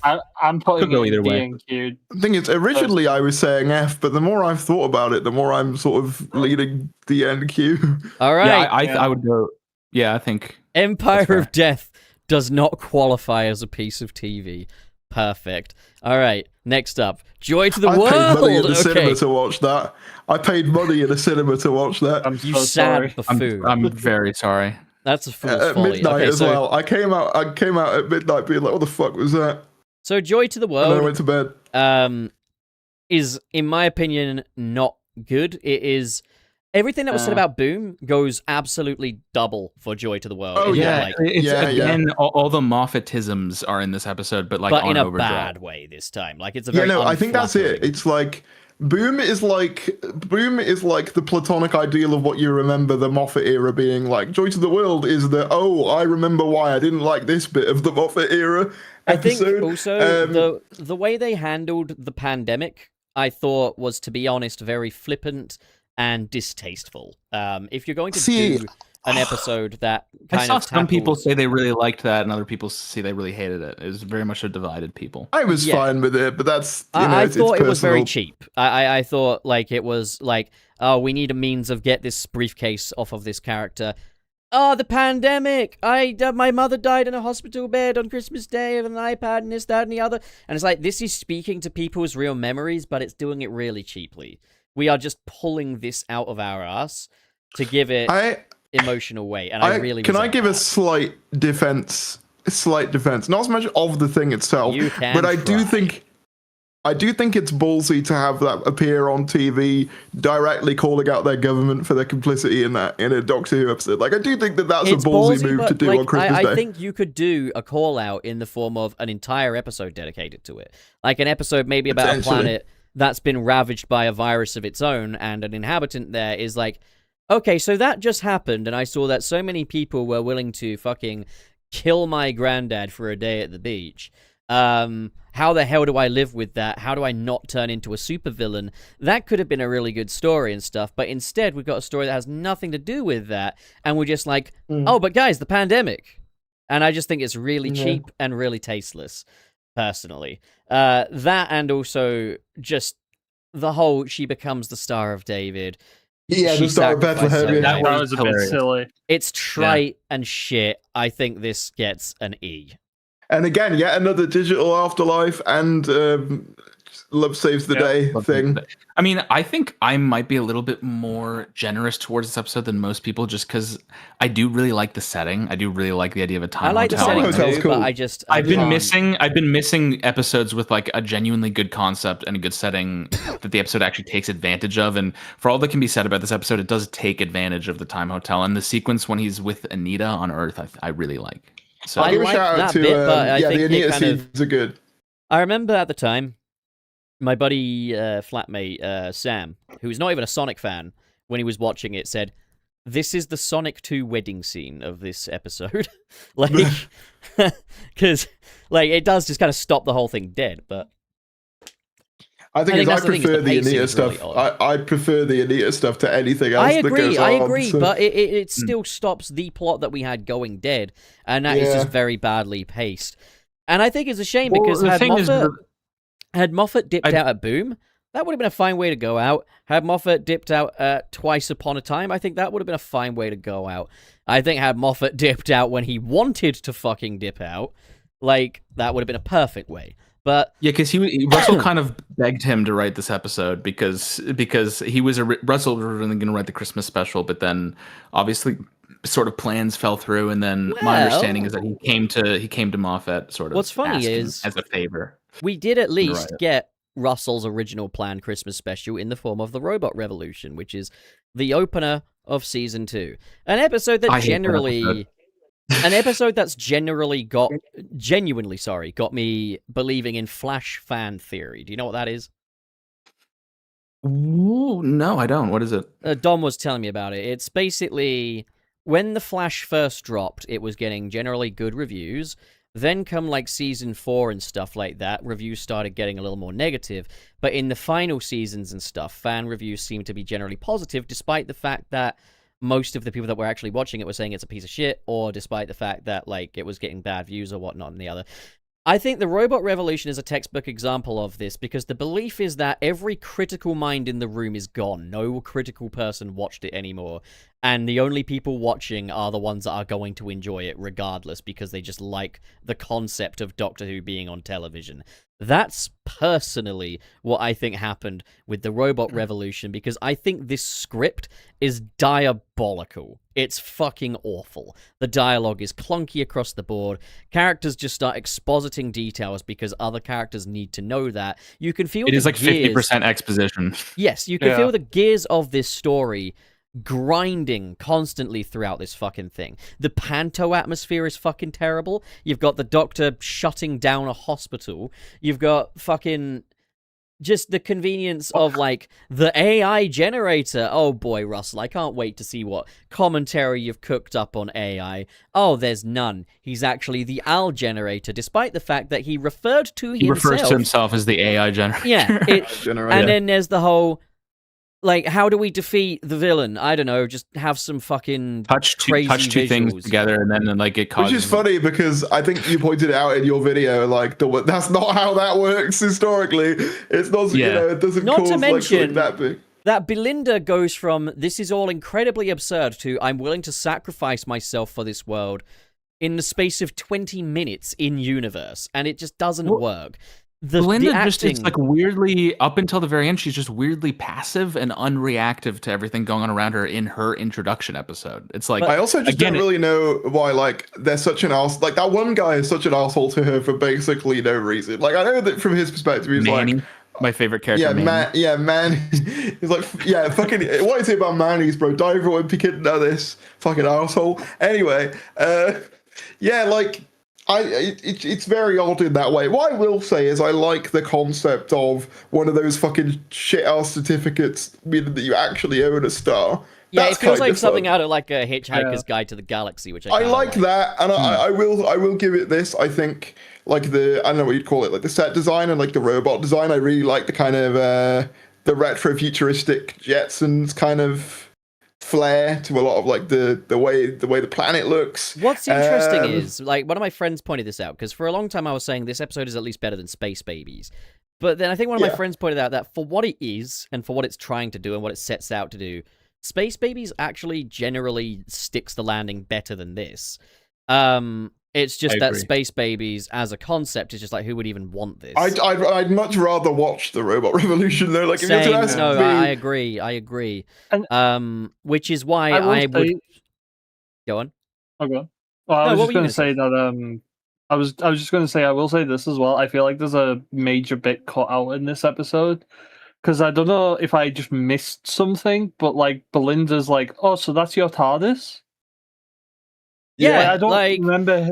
However, I will say the scene where Belinda is in the TARDIS and talking to the Doctor is good. Like, that sets up Belinda well. Sadly, but it doesn't go anywhere. That's the problem. Yep, exactly. The monkeys. Yeah, the monkeys it's undone immediately at the beginning of Lux, where she's like, laughing with the Doctor and dancing with him and trying on dresses. It's there's another thing that I do love about this is, do you guys know what a high person looks like? Someone who's clearly high on the ganja. I do, and I'm very familiar. Yeah. I'm very familiar with that. Yes. Look at Ncuti Gatwa in the final scene of that episode. Now, there's going to be people saying, "Oh, he's accusing Ncuti Gatwa of being on drugs. He's a grifter." No, I'm speculating that Ncuti Gatwa might be a fucking legend. Is what I'm doing here. So, like, no, I can't say I noticed it in that episode. No, he's so smiley, and he's like looking through her in like a lot of that moment. Where, like, she's like, you scanned me without asking. He's leaning over that TARDIS like he's absolutely geeking. And I love it. I think that's brilliant. And if I read that as, like, him deliberately playing it as the Doctor, like, this version of the Doctor, at least, has never really had someone say that. So he's kind of, like, recalculating in his own mind, like, I don't know how to respond to this. No, he is, but I think he's high. I think genuinely he's high. I really do think so. I can't say I necessarily that. Yeah, I can't say that I noticed him seeming high, but I will say that if that was the case, maybe it's because he read the part in the script where he has to say "Yas Queen" after the villain dies, and that was just the final straw for him. He was like, if I were doing these scripts, I'd be getting high on set every day. If I were doing better scripts, I'd be getting high on set every day. Have any of you seen Tiptoe, the new Russell thing? I have not. I haven't seen it yet. There's a really good. I need time to move That's on. Fair enough. There's a really good depiction, though. The reason I bring it up is there's a really good depiction of like online radicalization in that show. It doesn't go on long, but you understand like how that character got there, and it's a really effective scene. And then in this, they're like, you can kill people like in the video game, like. No, yeah, literally, the episode's like proposition to how to solve the incel crisis. Fucking kill them. Yeah, I mean, I definitely got into this. I got into this in the video, and I had time to think about how I worded it there. So I don't want to. I'm not as good as speaking off the top of my head, but I said that I knew somebody who sort of I was friends with for a while who unfortunately sort of went down that path, and me and my friends were unable to sort of prevent that.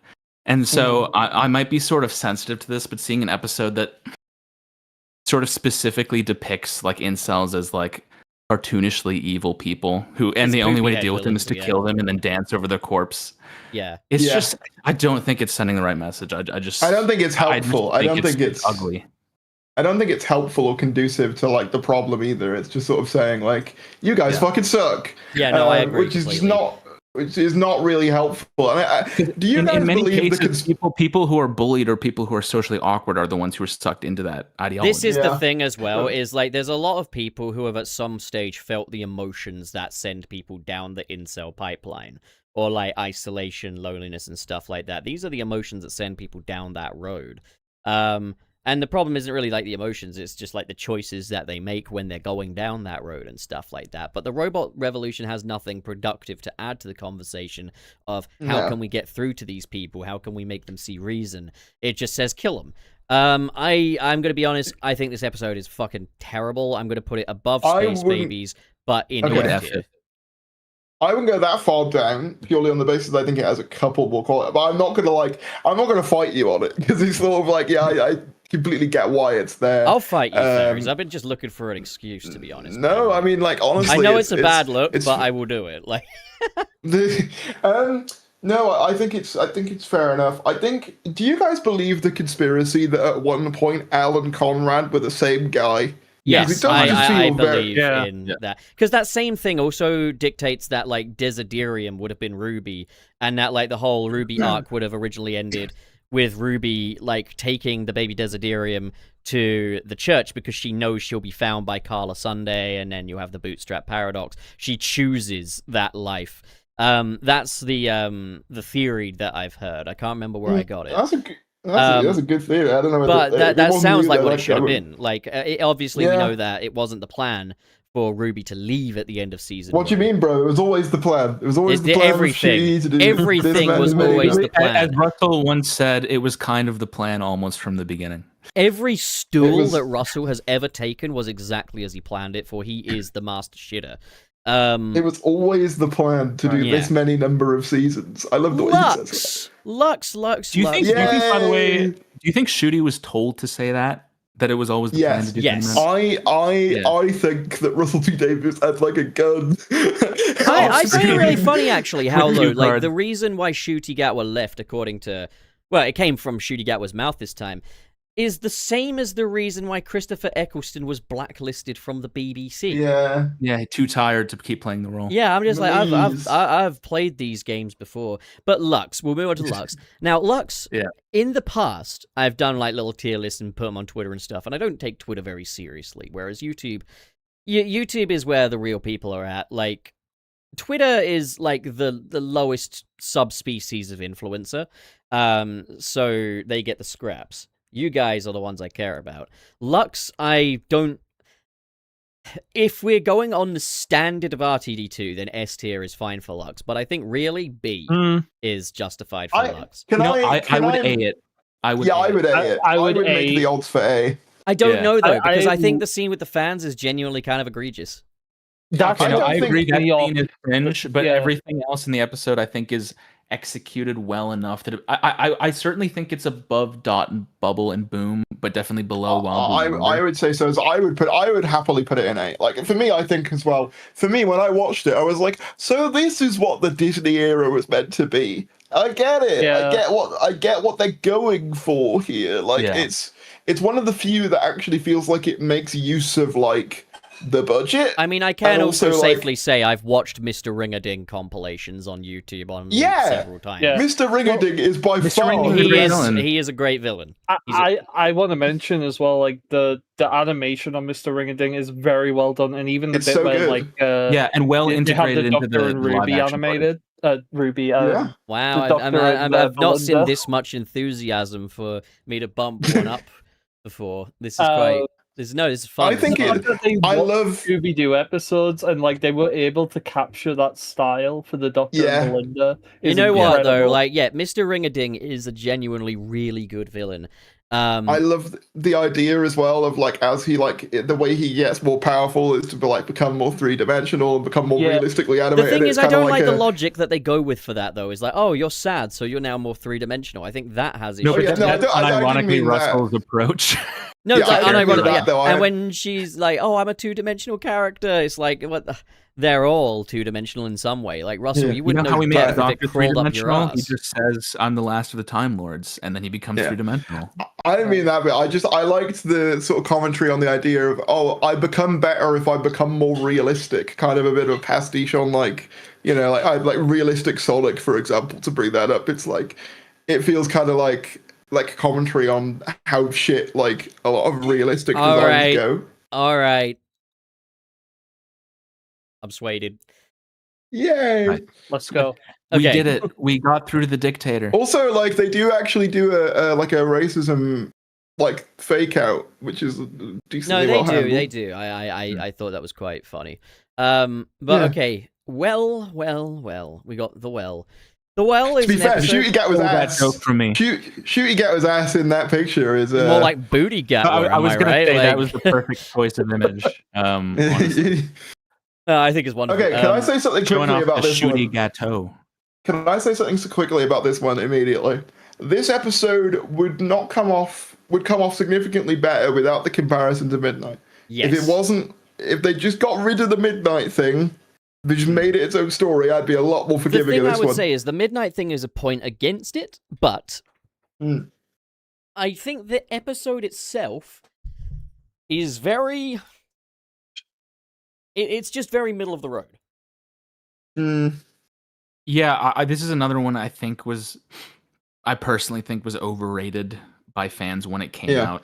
I've seen some people say this is one of the best episodes of years, and I'm like, nah, I don't really think it is. I mean, it's just very run-of-the-mill Doctor Who, really. Like, it's just... Yeah. We've seen this before. It's a base under siege, it's a cosmic villain, but I think it does itself a disservice being a Midnight sequel. The script before Russell T Davies decided it was going to be a Midnight sequel would have been a lot better, but even then, it's nothing we haven't really seen before.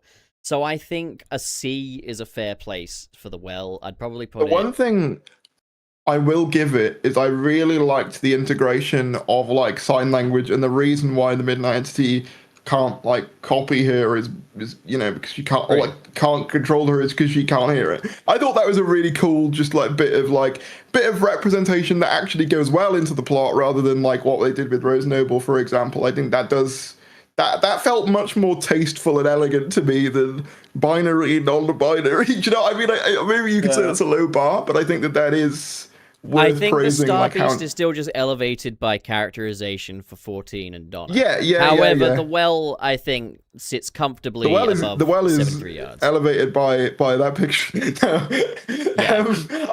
The well is elevated by the tight spandex. Yeah. Now, also, why didn't they get him in the orange? Why didn't they get him in the orange spacesuit? Why? Now, Lucky Day is one that I've in the past been very critical of because, like, I kind of saw it as an episode that kind of treats UNIT as a bit too much of its Pookie, when in actuality, like, it is still ultimately a military organization that people would be right to question and right to protest to press for that information and stuff. I'm disappointed that this episode didn't explore the idea that UNIT could be corrupt at all, or that like even if Conrad's a bad person, there could be grains of truth in what he says that he then uses to manipulate people for ulterior motives. I can see why there's people that do like the episode, but I think like the problem with it is it's too unbalanced, I think, for what it is, like what it's trying to be, and it inadvertently kind of almost feels anti-protest, and this is kind of almost kind of a bit characteristic of Pete McTighe's script, sadly. I think the character stuff between Ruby and Conrad is some of the best stuff in the episode, but I wouldn't even say anything of that is anything to write home about. In fact, the first act of this thing is basically just a copy-paste of Love and Monsters, except no Absorbaloff, so it's bad.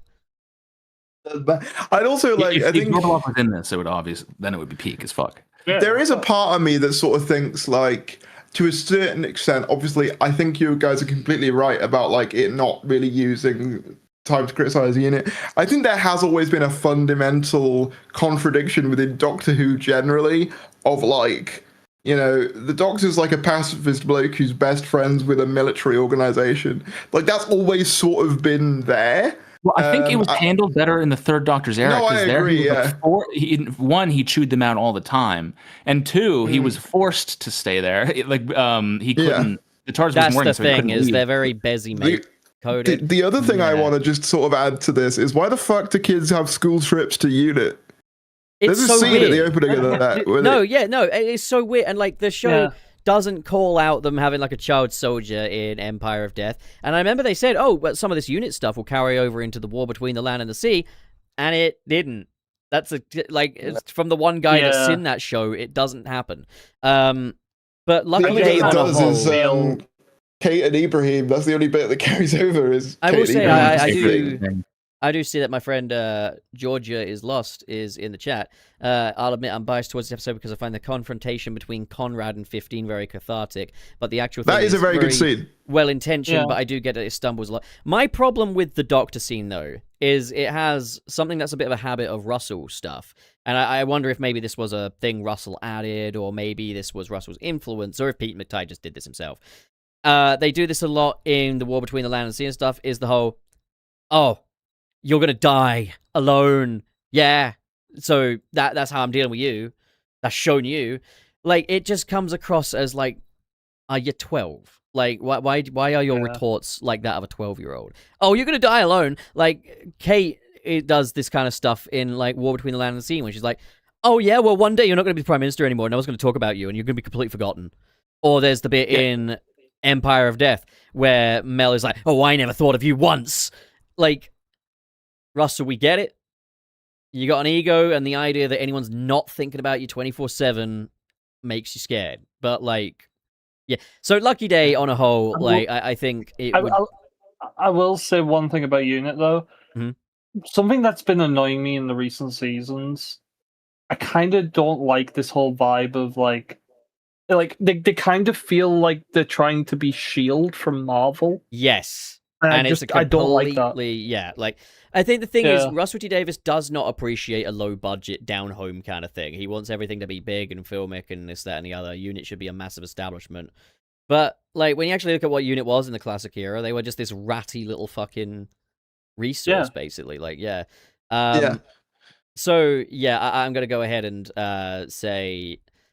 Lucky Day, I think a D tier. I'd put it above Rogue. I think it's sad because the idea of the conspiracy in the Doctor Who universe being that aliens don't exist is kind of funny, and I sort of wish they did something more with that. I thought that fed well into the whole he's a grifter thing, you know? Like, I think that's another thing as well, is like, do they actually believe what they're saying? Is like, you know, as part of the episode and stuff. And like, no, they don't believe what they're actually saying. But I think this side of the episode is completely underbaked as to like, okay, why do they do this? Like, well, what's the thing is, he doesn't, but clearly there's some people who do. Like, and there's no real explanation of why. That's not explored. That's the thing. I think as a selfless cause, really. Like, and then just him breaking into Unit Tower with a gun is so fucking stupid. It's just Conrad is such a blank slate of a character that all we really get on him is like he was abused as a child, so now he's evil. Now he's a dick. I do like the fake out of the costume, because I remember seeing pictures of the filming pictures of the costumed version. I'm thinking it looked bad. And thinking it looked, and I was like, oh no, that is actually a costume in the universe. I thought that was kind of fun. Hey, I thought it was like a meta level. The design of the characters was pretty cool. Yeah, I like the design of them. A real version of the alien at the end, and it also looks like the costume. Yeah. But like a CGI version of the costume. Yeah, and then you see it also a little earlier as well with the Doctor and Ruby. It's also really weird because in that, towards the end of that episode, they have a scene where Colonel Hotman is like, Colonel Ibrahim is like, I think he went too far. Yeah, they do, and that is one thing that genuinely does throw a little wrench into like the whole Unit is Pookie thing, but it's not enough. But they never carry on with it, though. They never go forward with that, really. Pete McTighe specifically, I think, was he views Kate as a morally great character, and he wanted to build towards something with her. And I was hoping it would build towards something in War Between the Land and the Sea. Unfortunately, when we get there, it doesn't really lead anywhere significant. But maybe if the era had kept going, Kate eventually might have cracked, and it would have maybe become some kind of anti-hero. But it never really paid off. So instead of it being UNIT in general, that might be imperfect. It's just sort of limited to Kate is imperfect. Yeah. Mm-hmm. Yeah, and it really does feel like she is just the person in charge, and it's like as simple as that. It almost feels like it's run like a fucking shop. But okay, we'll move on to the next one, which is the story and the engine, which I think is a contender for best episode of season 2.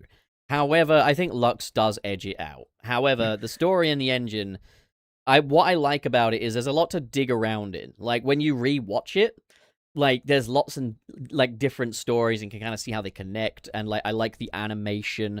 I like how it's presented. The animation is good. Can I be honest? Well, hold on. Just before you jump in, I wanted the barbershop in Lagos with those guys there to be the Doctor's sort of home base, like how you had like the Powell estate and stuff like that.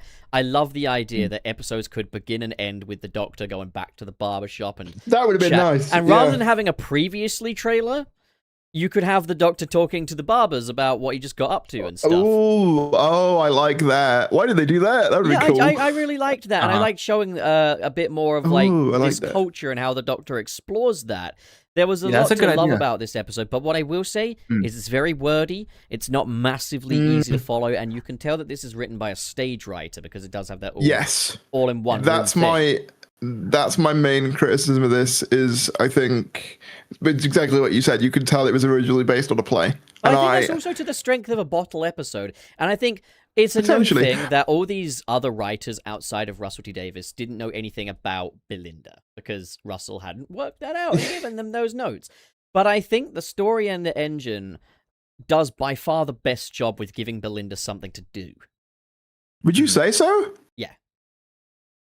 Isn't she just in the TARDIS for 2/3 of the runtime? She's in the TARDIS for 2/3, but when she jumps in, she actually gets stuck in and involved in stuff. She is kind of the one that convinces Abina to flip, isn't she? Yes. To flip to the light side. Oh, yeah, and then they have the whole hurt people I really like the scene of her braiding the escape route into the Doctor's hair. I thought that was brilliant. I thought the antagonist... I still don't understand why the barber doesn't try to stop her at all, but in a vacuum, it's a good scene. I also thought the barber was a great antagonist, but also a good sympathetic one. The problem with this is you've got this episode and the robot revolution in the same season, and one of them deals with its antagonist in a sympathetic way, the other doesn't. And it's like, okay, so here we have an issue of like the tone. Is Doctor Who a sympathetic, kind show, or is it a mean-spirited show? The story and the engine gets it right, where the robot revolution got it wrong, in my opinion. I think Doctor Who should be, at the end of the day, an empathetic show. I will say, though, one point against this episode, it does get resolved via clip show, which I do think is a point the resolution against it. And it becomes a problem as well. I think, but even before that, another sort of weak link of this episode is just the dialogue is really exposition heavy. Yes. It's very wordy. I think the dialogue's a bit flowery. But it is a fun one to like rewatch a lot because you do catch. I respect it for being something truly different. Yeah, damn good Big Finish story when you think about it. Yeah, it's gone up in my estimation because the first time I watched it, honestly, I didn't like it that much. I was just sort of like, I'm not even 100% sure what happened in that episode or like what the hell they were talking about. But when I rewatched it, it sort of clicked with me a lot more. And over time, I've sort of come to appreciate that it is doing its own thing and it stands out. But you can tell that this episode wasn't written by Russell because even though the episode is centered around the gods and and the theme of storytelling and all that, it doesn't connect at all to the pantheon of gods. No, it doesn't. No. The rest of the era, and you never see words fall off a sign or anything. No, and it doesn't connect at all to. There is kind of a theme of gods using storytelling to sort of manipulate the world. in other like the season finale, Wish World and Reality War, is literally the Ronnie, I guess she's not a god, but Omega is, using like the power of storytelling to like create a false world and like trick the Doctor into thinking that he's someone he's not, so that he can like so that she can like break apart the world. And like this episode has that same idea of using the power of storytelling to sort of like break apart the world, but it's just done in a way that's makes so much more sense, and it just works so much better here, even though I don't think it's done perfectly here either. It's just a few episodes earlier, there's a much better example of that exact same idea. I think the stakes are also kind of weird because they establish that if the gods die, because that guy wants to kill the gods as like revenge, right? The stakes are very murky. If the gods die, then like reality falls apart. But I thought it was established in like the Giggle that the gods intersecting was more of a recent. I know that obviously they've always been around in Doctor Who, but like specifically this kind of wave of like mythology and gods has been more of a recent development. So like I don't really get now if you remove them, the universe would implode. I don't really understand how why that would have happened. The gods that the Barber and the Doctor are talking about in this episode, it seems to be the gods of human culture, not necessarily the pantheon of gods. They're talking about like the Greek gods and the Norse gods and all that. I think you can, and they're implying that they're all real. So this episode, more than any other, I think really takes the leap into fantasy. Yeah, I agree, and it does the best job with it, arguably. It's much more like, I would say, I like that it's actually got a root in culture rather than this is some wacky shit we came up with and this is a god now. I think even though I like that sometimes as well. Would be the top of B tier. For me, I would put it bottom of B. Yeah, I mean, I prefer like obviously it's your list, but I prefer like 73 yards and stuff over it. But that's just me. Yeah, I mean, it would probably be bottom of B for me, or maybe even high C. But that's just me. No, I'm in kind of the same boat. Okay. Holy shit. Doesn't qualify as television. Let's go. This fucking episode. Okay. Honestly, for me, the script might not be as messy or nonsensical as Empire Death or Reality War, but I think this is one of maybe the most offensive Doctor episode I've ever seen. Yeah. It's just the way that it blunders through its subject matter. And the more that the time has gone on, the more I've become convinced you can't try to argue that this wasn't like an intentional parallel. It was irresponsible for Palestine. And if they actually didn't realize that almost is just as bad, because how could you not realize at any point through development? How could no one on the cast or crew have said how this episode? Thing is, first time I watched it, I picked up on the allegory, but it didn't seem as problematic as it did the more I thought about it. You know what I mean? It was one of those where I was like, I watched it first time and I was like, okay, they're trying to do a thing where. On first viewing, I thought they kind of put enough in place to kind of almost justify. I was like, okay, well, they made sure he's a killer and stuff like that and this, that. And I was like, wait, why portray him this way, though? Like, why would you portray this stuff killer? It's one of those things where it only really works if you don't think about it, or only really on first glance, and then it falls apart under scrutiny. I think Kerblam is kind of the same, where when I first watched Kerblam, I was like, I mean, that was kind of a fun episode, I guess. But then the more I thought about it, the more I was like, why are you portraying the workers' rights movement in this way? You had this exact same like the way you described it is like you first were like, okay, you're giving it the benefit of the doubt because they portrayed him as like a killer, but then like why? But why is he a killer? Like why is that the way you've decided to go about this? Again, unsympathetic approach. Yeah, and I think also, I mean, just having the Doctor, I think this is, the morality thing is crazy, because having the Doctor torture Kid when he was crying over Sutek dying, it's just very weird, like... It's so inconsistent. It's very weird, inconsistent. Yeah, also, Susan, that as well. In hindsight, now it just looks like they brought Susan back for clout, like in that bit. If you watch the Doctor Who Unleashed on this episode, Russell basically says, as with many things this season, originally the fan wank wasn't there. Like Susan wasn't there. It was just a scene of the Doctor sort of floating back in. And then he went to Juno Dawson. He was like, please, can we put Susan in there? I think that would be cool. That would be #epic if Susan showed up and... It would generate I don't know. If she just showed up. It's the McFarlane Toys approach of, I think that looks cool, so we're going to do that. It'll... Oh, shit. Are you good? Yeah, I'm good. This is normal. I'm gonna just put that in D and Q. D and Q. Okay. Yeah, I don't think there's much to really debate. I'm not gonna that's a. Oh my god. Well, obviously. Well, here's the thing. So a certain guy was in this episode, which I think automatically puts it in S. Obviously. Yeah. There was this one performance in the episode which there was this one extra who was just so bad, just so awful that it made it the worst Doctor episode I think I've ever seen. There's no need to talk about Billy Gibson like that. That's a really horrible thing to say. I don't know. It is what it is. Tell that to the tabloids. That basically was the position they already took, actually. No, she was mistreated so fucking badly during all that. My God. Yeah. Like, especially for a young actress as well. Okay, but really though, obviously it's funny. I have an element of like a soft spot for this story, even though it's kind of a clusterfuck, and its sister episode is even worse. But I obviously have an element of. But that was the thing I was in. So. There's. But I take also don't think it it was from that the good. Absorbaloff guy. You don't have to admit shit, man. Love and Monsters is great. Oh, fuck you. I mean, I really wish that I had some kind of influence on the show that you guys have had. You guys have both made direct. Oh yeah, we've had such great influences. Love and Monsters and Wishworld. We've had such great. Yeah, but at least you've been in the show. You know, that's true. I would love to. Worry, I'm getting it off the tender, like Vidana. Like you can cameo. Yeah. I will say I think this is significantly better than Legend of Ruby Sunday, mainly because things actually happen in it. I don't know though. The things that happen are really fucking terrible. I don't know. I think there's okay. The thing about Wishworld though is that it at least has some cool it's a cool concept. Legend of Ruby Sunday doesn't have a concept. It's let's look at this footage of you as a baby. Oh, that's Sutek. There he is.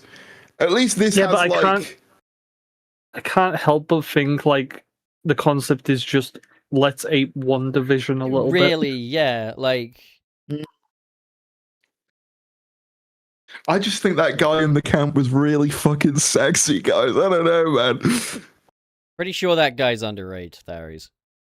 I have it on good authority he wasn't, because he is me. I'm pretty sure Omega was the next episode. I know he was really sexy. Yeah. But this was the episode where they were like, oh, but... Yeah. So basically the plot of this episode was, ooh, one division. And then Ruby comes over and is like, something's wrong, Doctor. And then the Rani's like, but this is not merely exposition, Doctor. I'm going to bring back the Rani. And then... the buildings start rising, and then... You see Doctor's faces pop up on screen. Tharies is in there. And there's flashbacks to stuff every time a character says something, just so that you don't forget what it is. I do have one positive thing to say. Oh, yeah. At least Tharies had fun. I did. I had a good time. I like the comment from Connor in the chat. Tharies was the harbinger for Omega. There was a great edit of someone, I can't remember who did it, but the scene I'm in, they edit it like it's one of the flashbacks, so it like flashes to like various ones of my videos before zooming in and like spelling out the name like I am fucking Omega, and it's really. Wait, Tharies, did you ever see like, because obviously like. We kept a load of clips from like the Tom Harry's era of YouTube, with like the stop, think about what you're doing and all that. Did you ever see the edit I did where it's the Doctor beating up Kid, but rather than Carol Ann Ford, it's you going, I did see you do stop, that. think about what you're doing. That. I think I do remember that. I was actually Jiminy Cricket trying to get through there. I was like, don't do it. I can't believe you actually got to meet Susan. That's crazy. I did. Yep. That was me. Still more Susans than Ncuti Gatwa ever got to meet.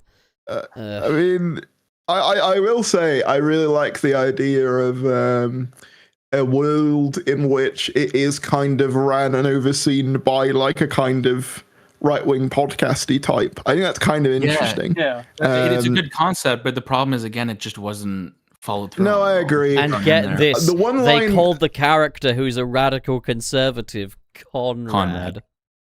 Yeah. I will say as well, the one line in my scene I don't like is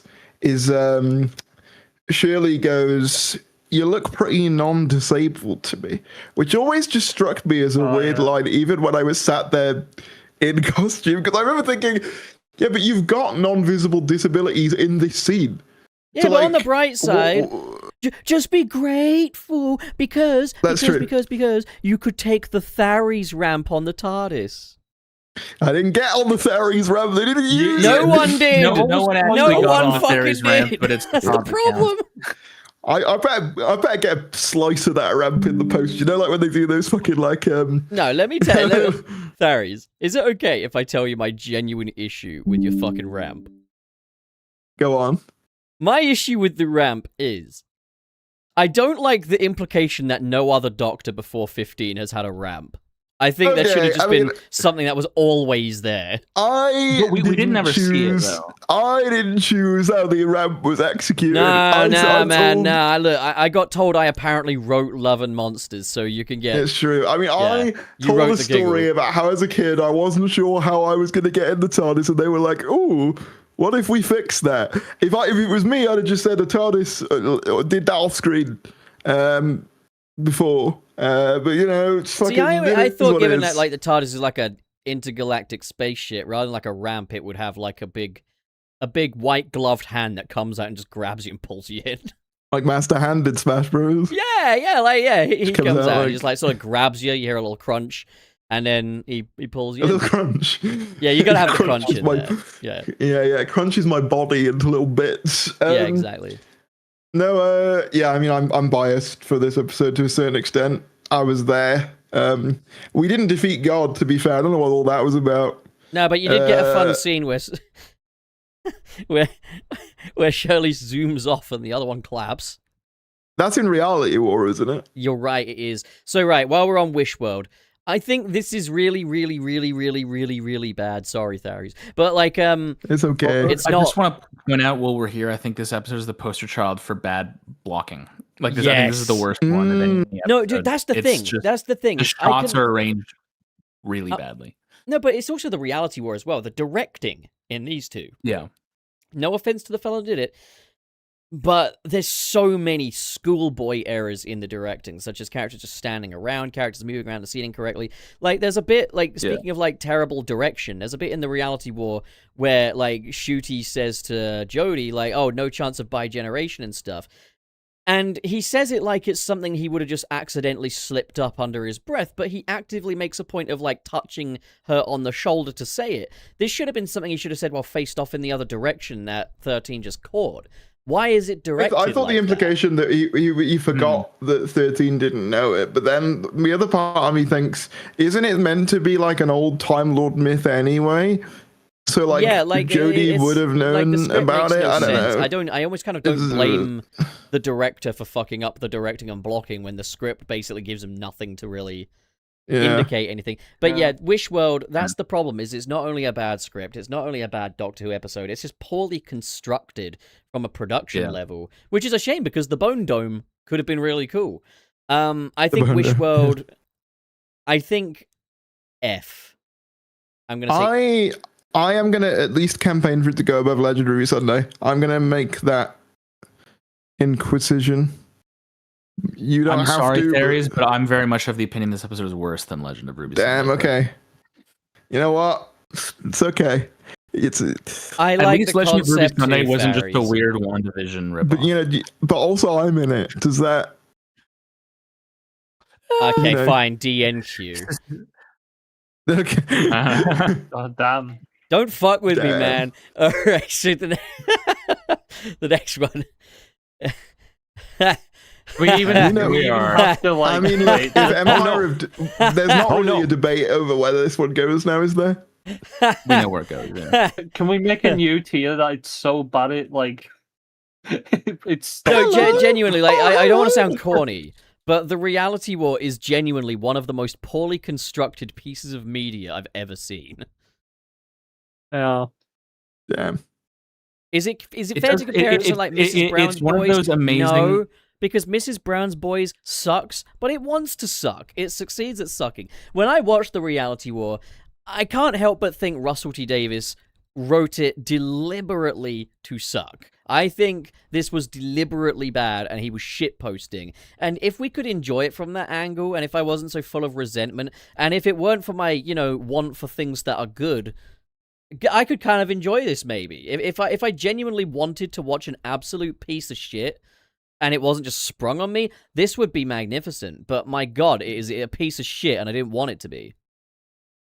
I want to be like, I wish I went to the cinema to see this because I wish I could like just see how everyone reacted when the line of like, sometimes I think we're all your children. I did, and let me tell you, coming out of that cinema was like nothing I've ever felt before in my life. I felt like fucking Hiroshima, like it just fucking. I feel like I've just been like bombed. Like that's what it felt like. Is that you just watched the show die in real time? Are we allowed to do that yet? Like, what, Hiroshima? That's a while ago. Yeah, it's a while ago. But like, you gotta wait till it's 100 years. The timer's still ticking. Yeah, like 100 years. Like that's the thing is, it's still kind of. Is the radiation not still there? If the radiation's still there, I feel like it's kind of too soon. Yeah. Okay, I felt like Chernobyl. Is that? I don't think these are getting any better. Let's just move on. Recent. Okay. The point is, it was one of the worst experiences we've ever had in a fucking cinema. Look, there are TV finales, and then there are culprits. All right, the reality war is a culprit in that if nothing else was gonna kill it, this did. Like this hurt the credibility of the show so badly. Like, let me put it this way: it went from being a series finale to a series finale, literally the series finale, not intentionally. It's funny as well because I remember when this season was coming out, there were people on Twitter who were going, "Oh, this season's not been so bad. Like it's had a few like stinkers, like the Robot Revolution." But I remember like people like being quite high on series 2, and then Wishworld happened, and then Reality War just completely. I think it was Interstellar, honestly, as well. To be fair, I would lump Interstellar into that kind of. It was a three-way punch of awful episodes, back to back. But Reality War is a special kind because every decision a TV show could make creates ripples. Sorry, carry on. It takes the wrong one. Every path it could possibly take, it takes the worst possible angle. And the thing that's funny is people say, but, it's all right before the reshoots. It's all right before the second half. No, the first half is some of the worst shit I've ever seen in my entire fucking life. The fucking magic door doesn't work that way, never did. It's a cop-out. I know it relates to the Time Hotel, but that's not how it ever worked. And it's a cop-out. The fucking Doctor giving 3 PowerPoint presentations in the unit boardroom about the Rani, reading off the Wikipedia article. Back to back. Yeah. This episode has like 3 sentences in it start with, "Sometimes I think." Because it's just Russell trying to inject ideas into the script. There's talk of like, just the dialogue. They bring back fucking Project Indigo of all things from series 4. No one talks about that. Putting Belinda in a box was already inexcusable, but there's one thing that's even funnier than putting Belinda in a box, and it's the dialogue before she goes in there. When she says to the Doctor, "I can't join you on your battle out there. Mine's in here with my daughter Poppy." I was like, my God. Do you know what it reminds me of? Do you know Rose Tico in Rise of Skywalker? Yeah. I can't go on this adventure because the fans don't like me. That's sort of... gives a bit of that, but it's literally, but also just in terms of like companion mistreatment within the writing. Oh yeah, Belinda gets the dirtiest companion exit of any companion I think ever. This might be one of. Well, that's why I would put like Empire. That's why I would put Empire of Death above it, because like it does not lobotomize Ruby in the same way that Reality War lobotomizes Let's look at the optics Belinda. here. Like, so basically, Conrad, the radical conservative, has wished for his radical conservative world. The Doctor's taken one look at Belinda and gone, "Oh, why didn't I think that Conrad's got a point? Yeah, you know what? You were happier under Conrad. Okay, great, perfect. And there was no reason for Richie to be an absentee father either, by the way. There was absolutely no reason why she had to be I think it's just because he mother. hadn't established Richie yet, because he had to change the ending at the last minute, and then because he hadn't been established, Russell was just like, okay, well, let's just say he's out of the picture. And of all those little goodbye things that were written for the reshoots, one of them could have been Susan. Like, you could have easily written Carol Ann Ford a cameo in there. But you know what also irks me is that when the Doctor is like telling Ruby, oh, your memory's a glitch and stuff, even if he genuinely believed that, the way he talks to her is like absolute garbage in that scene. She's clearly in distress. She's clearly hurting. And the thing is, Doctor, you know that you just recently reset reality. So why the hell would this be outside of the realm of possibility? But the Doctor and Belinda are just dicks to her, and they never apologize, and the Doctor goes off and fucking dies. It's awful treatment of The Ruby. last we see of Ruby Sunday is a door being slammed in her face. Yeah, it's awful treatment. He doesn't Ruby. even get like a goodbye. Like, he doesn't even get like that. You know, like, even fucking Yaz, for how much I think it was kind of insulting for it to be like, I don't love you, I'm gonna go fucking die. Yeah, she's like, I'm gonna do this part, like, fuck off. she at least gets that moment with it. Ruby's last moment is just being kind of insulted, and then he leaves. Like, and you know, Yeah. there's the whole... Okay, so people are bringing up already, sometimes are all your children in chat, and I get it, because it is fucking awful. It's an awful line, awfully delivered, awfully directed, awfully scored. Like, everything about it doesn't work. The first character it cuts to after he says it is Kate's boyfriend, too. Yeah. Like, but hammer you know something what? is really unintentionally funny. What makes it like, funny he's is that this the most is... important one there. This is the thematic climax of Ncuti's era, because this is the Band-Aid. This is the Band-Aid here. Because, okay, we're going to be asking about Susan and stuff. The Doctor says to Ruby, oh, I talk about family in a way I've never talked about before and stuff like that. And the idea is like, okay, so our climactic moment is... Oh, so the Doctor didn't get to see Susan, and we didn't get to do all these things. Oh, we didn't have the time for that. But he has a family. It's the biggest one of all. It's the unit family. You know, that military organization. You know, Pookie is his family. And, oh, it's so cloying and awful. And it's like Omega. You want to know something no one ever talks about because it's just drowned in a sea of worse things, but this is still really egregious. In any other episode, this would be egregious. The Rani has drone guards, okay? And she says, drone guards, stand by, and they point their little guns in the air as Big Skeletal comes rocking up and eats the Rani, and the drone guards stand there doing absolutely fuck all. Now, in any other episode, that'd be a big talking point, but it's that about those drone guards. You want something even funnier about those drone guards? They're the same drone guards as the ones in Interstellar Song Contest, and they never address that they're the same ones. They're just... There's no acknowledgement that they're the exact same fucking robots, like from like they're the exact same, like the design. I didn't even notice that. Yeah, they never acknowledge it. They're the exact same fucking robots. Like Doctor Who Flux didn't have the budget of this, and it didn't have this problem. I think Doctor Who Flux got 10 times more ambitious in terms of things you might need a budget for than this. And yet here we are reusing the drone guards from the most expensive episode of Doctor Who ever made, mind you, the Interstellar Song Contest, and it doesn't. It doesn't look as expensive as episodes in the Jodie era. Like, I might just for the next era, I might just start a GoFundMe so we can make a more expensive episode purely to say that is not the most expensive one. You know what has me, something that has me fucking crying and weeping to myself is the fact that we had a chance to see what a Dalek prop might have looked like on a Hollywood budget. And we're never going to get that again. Nope. I think one of the things about this episode that's really special is that it does the very difficult juggling act of simultaneously feeling like a first draft script and a 1000th draft script at the same time, which is actually very difficult. And Russell really towed the line. There's stuff here that wouldn't make it to a first draft by any sane writer. There's stuff in this episode that any writer would think in their head and not put on paper because that's a terrible idea. Like, I've written scripts before and stuff. There'd never be a part of me that thinks, yeah, giant skeleton Omega, that's going to go well. That will land, you know? Or, yeah, we'll end off with Belinda getting just permanently stuck in Conrad brainwashed mode, you know? That shouldn't make it to first draft. Like, these are bad ideas.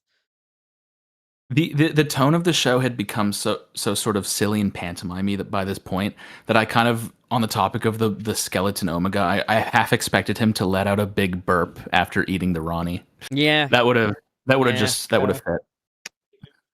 Yeah, just nothing in this episode works right. The only thing, there's one positive thing I can kind of say, is I thought folding the coat was kind of neat. The folding of the coat was all right. Yeah. No, that one moment is probably the only moment in the episode. And up until the Billy Piper moment, I think the regeneration was quite nicely shot and scored. The effects looks kind of garbage. I thought like the effects of like the gold coming out of him and the nebulas and stuff in the background look quite nice. But once he hellos, it's suddenly very apparent that it's like, yeah, this is Billy Piper's head photoshopped onto Ncuti Gatwa's body, which is really funny. I think other than him yelling joy to the world, just in case you didn't know the name of the episode, I thought like the sentiments during the regeneration were nice. Like I remember when he yelled joy to the world, I was like, yeah, I know, I saw it. Okay, like I think it's really funny as well that like his final words were, "This has been an absolute joy." When it's like, has it? You've been through a lot recently, dude. But I mean, I suppose I don't even mean in universe. I also mean just. I mean, he's probably lived his best life here because he never met the Daleks. For one, he's like, oh, thank fuck. Oh, I just mean metatextually for Ncuti though. Like, you know, it was not a joy for him. Yeah, because like that's the thing about like Doctor's final lines is that quite often they're a bit of a commentary on the actor themselves, and like, you know, like, oh, I don't want to go, and also like. Doctor, I let you go, are very kind of personal lines, stuff like that. And then you've got Ncuti's, this has been an absolute joy. I smell bull. You know, a funny thing is, we did a rewatch of the Reality War on Doctor Who is Dead Day, and like we were all just sat there looking into the abyss as we watched the culprit of the latest casualty, and it was quite funny because what's even funnier is I can't remember where the fuck I was going with this. That is funny. Yeah. Well, on the topic of him saying joy to the world as like one of the last things he said, do you think it would work better if he said the title of an episode that was more well-liked? Like if he'd been like, The Well! Yeah, and then regenerated. Boom! He kind of did go boom when you think about it. But 73 yards! No, so, okay, right. So yeah, that would have been much better. I've thought of it. Yeah, as he was regenerating, like, I think Dom or someone was like, and he's gone again. And I said, he's not gone, Dom. He's free. Ncuti Gatwa is free to pursue his career to the fullest with the shackles of his awful show no longer attached to him. Fly high, Ncuti Gatwa. You truly were the brightest star in this sky. The sad truth is that I honestly think this might have hurt his career in some ways. Because the general consensus with a lot of people, and I'm not of this opinion, but I've seen so many random people say that they think he's a bad actor because of his stint on Doctor Who. That's so unfair because he's. It is unfair, but I see that on everyone. Like, yeah. All right, so that's just the Doctor Who side of RTD2. I did like the SNL thing. I am going to say, oh yeah, the SNL was great when he was like, I don't know why I'm Billy Piper now either. That was great. That was good. Listen, I am going to leave on the Doctor Who stuff because it's been a while. That's all right. But I will say, before I go, that it has been an absolute joy. Saw it coming, not even mad. He's about to turn into Billy Piper. Someone save him. Oh, hello. Oh my god. I think I've still got that Billy Piper gift from the recent Sunset City episode, actually. I could drop that in. There you go, It's me, Billy Piper. Oh, hello. I don't know what I am. I'm not the Doctor. Bless her, though, because I hope this hasn't hurt Billy's career as Billy, well. That feels like a can you tell us if you ever intended to actually play the Doctor, or if it all just sort of fell apart? Fuck no. I didn't want to be involved in this shit. I did it as a favor. We got a live Billy feed on screen. There you go. Billy, now let me go and be in Wednesday season 3. To last time I met you. It's been rough having to deal with these fucking fans asking me what the Christmas special is. It's not your fault. Fucking know. It's not your fault. Billy I did Piper it. says hello and says This is Philly. cancelled. This is I like did it. Barry's becomes Philly Piper. It's me, Philly Piper. Billy Piper, why did you All wait right, so yeah, long? Faries, if Philly you're Piper. off, yeah, you take it easy, son, and tell Yeah. Joe I'd rather hang out with him than you in the future, but like... Fuck you. His takes would annoy you more than mine, I'm tell sure you they that much. would, but like that's just extra spice, really, isn't it? Like... Joy to the by the world. way, before you leave the call, Thares, I just want to point out to everyone watching that when our profile pictures are together, it says TV. And I think It does. Now And you know that's you know what that TV. means? Do you know what that means? It means that we are going to be taking over the tender to make Doctor Who with our I TV just know. company. waiting I to won't announce do that me and Thares have actually placed a joint bid to take control. Yeah, of we Doctor have. We've Okay, formatted the well, company. how about this? How about we place a joint and come up with some episode ideas? Because you know that's going to give us the best version of the show. Whoever Sure. said that you were going to be involved, Pup? We never said That's you were gonna be true. involved. I just want Yeah, Doctor we- Who to feel like a tokusatsu, damn When it. we started Tharvana, there wasn't any like puff Yeah. in that. There That wasn't is a there's no puff shipping in that. name. That's a Yeah, I don't shipping know. name. You gave yourself a shipping name. I don't know if we need the creator of the Absorbaloff on our new show, but No, you really do. You do. I've got tenure. I've got experience. But also, let me tell you something, mister. You better fucking let me on right now, bitch. I listen.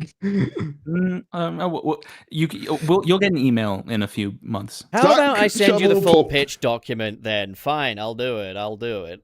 Sack Channel Pup, sack the Absorber off. Sack Vidana, sack Fairies. Everyone's like, if you were showrunner, would you bring back Absorbaloff? No, I wouldn't. I made him when I No, was you 9. should I though. would. No, but to be fair, it didn't stop Russell. He came up with the idea of the Sutak being on the TARDIS when he was fucking 9. It didn't stop. Yeah, but him. like, I got other things I want to do. I just want to say, hypothetically, if I ever was showrunner, I would make it a running joke that Theres turns up in the background of every finale, like a Stanley cameo.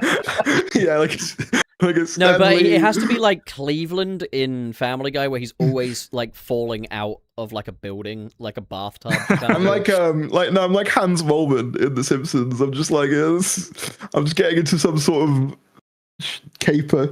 No one's gay for Theres. And on that bombshell, it's time to end. Thank you very much for watching me. These guys can carry on. I'm just leaving. Bye. Goodbye. Take care. Bye, been an absolute everybody. It has been an absolute joy. Joy to the world. How do I fucking leave? Hang on. Just go, Theres, for fuck's sake. God, it's Hang like on, the end time part 2. You're just dragging it out. I'm visiting on Wikipedia. Yeah, like Validachem is playing. There we go. He's gone. All right. Cool. All right, but before we do War Between the Land and Sea, I just need to go AFK again for a minute, but I will be right back. All right, sure. We'll just we'll piddle our hands. Penguin. Oh God, what? What do you mean? Oh God, what? I never know what you're gonna say when you say it like that. And you go penguin. Ping. It's like you're scheming. What does it sound like? The sound of evil intent. Yeah, it really does. Could have reviewed all of Land and Sea during that goodbye. We could have. There will be time for Land and Sea. I need a drink. But first, I want to show you guys a little poster I made.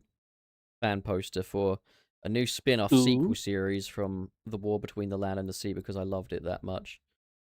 War between Russell and the BBC. No.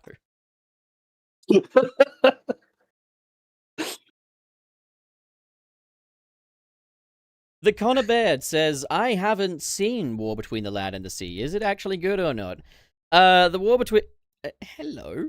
The War Between the Land and the Sea is very deceptive, in that, like, it starts very strong. Like, the first 3 episodes are good. The 4th episode wobbles. And then the 5th episode, like the Doctor Who finales, retroactively renders the previous episodes kind of meaningless. Yeah. And it's bad. Though there is one character you should watch the show for because he is the best character in the show. You He's started the only this. character you started this. This was started by you. He is the best character in the show. No, Tide. Yeah, Tide is. Yeah. Tide could have been good. But I thought the show looked good, like, visually and stuff. Yeah. Is it at least hot? Sadly, nah, you don't actually get to see it, like, go in. You started this. You started this. This was started by you. Started by you. But we that would take us 5 days. 5 days. You have I'm back. 5 days. Welcome back. Welcome back. Yes, we heard it. Yes, I approve. All right, let's get stuck in. Because I know that there's people in the chat who are quite curious about the war between the land and the sea. Because, newsflash, no one's fucking seen this thing. Because Disney have basically just said, we'll get to that eventually, I guess. They won't. I thought Homo Aqua. Trying not to smile as I say it. Sorry. I am 12. I thought it was a strong opening episode overall. Putting a spin-off in a Doctor Who ranking feels weird. Like, how the hell do I Especially one that has kind of, in a sense... I kind of view it as one thing branding. instead of being split into like 5 different episodes. Same. But I think as one thing, it doesn't work. But there are individual episodes that I do like. So I'd probably say these 3 here, I guess I'd put Homo Aqua, I'd probably put in B. I think Plastic Apocalypse goes above Homo Aqua. I agree. I'll probably put Plastic Apocalypse above Story in the Engine. And The Deep, I'd put that above Story in the Engine as well. Oh, the worst character from The Boys. I would probably be less generous to them, but that's just me. The Witch of the Winterfall is very wobbly. I'd probably put that. That's where they really dive into the star-crossed lovers thing, which is really which doesn't work. That's the thing, is the romance does not work. There's not a level at which that works. And they start leaning into it there. The end of the war dog shit. Is dog shit. But pick it up. Pick it up. Pick it up into F. Would I say it's DNQ? No. Would I say it's worse than Space Babies or Robot Revolution or Wish World? No. Yes. Is it worse than The Legend of Ruby Sunday? Hard to say, really. I don't know. It already put okay, this is just personally for me. The beginning of the episode already puts me in a bad mood. Just that's the thing, is the show's been trying to make us kind of see balance between the Homo Aqua and the land people, but the episode immediately puts Homo Aqua on terrible footing by making them do things that just no one would ever be able to sympathize with. And then what's weird is it follows it up with a really baffling kind of dialogue exchange between Tide and this old fuck, where it's like, you ate our dogs, and they're like, you ate our fish. And he's like, yeah, dogs are our families, like the fish are our friends. Like, Russell, what are you trying to say? Are you trying to say don't ever eat fish? Is that the message here? Well, I think it was just a joke. I don't think there was any deeper thought put into it. But why? It's funny that this follows the joke of the cat getting incinerated in Robot Revolution, which is also played as a joke. Yeah. It's Russell doesn't like house pets. That's sort of what I've determined. Or I guess technically Pete McTighe helmed War Between Land and the Sea, so maybe it's... Well, Russell wrote this episode in the opener. Well, there we go, then. It's definitely Russell. Yeah, I do wonder what he's got against animals now. And also just the way, I don't know if it was just me, but, I didn't know Barkley was turning into a fish. He wasn't. No one did. No, because what that was a chord. But that was a last-minute inclusion. Yeah, it wasn't supposed to be there until... this is quite well documented, is that the original ending was going to be Barkley on the beach after realizing he might never find salt, and then he was going to do the pick it up thing, which makes way more sense, because he doesn't have the same level of responsibility as Kate. Yeah.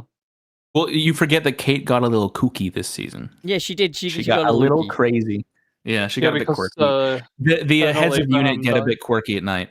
Well, the thing I've been saying is Kate Lethbridge Stewart is someone the Doctor should not be friends with because she always overrides every check and balance, and it's treated as like a yes queen kind of thing, you know. Like if you read like Doctor Who magazine, they're treating like Kate Lethbridge Stewart's little meltdown here as like she's so stunning and cool, and it's like no, this is someone who should be kind of a civil servant who has a lot of responsibility, who is just blackmailing her way through everything, and she does the whole you're gonna be forgotten oh, and then they also like with like the water companies people and the corrupt politicians and stuff, it's like water's gonna get you one day, water's gonna come get you, with a weird kind of Family Guy cutaway approach to it.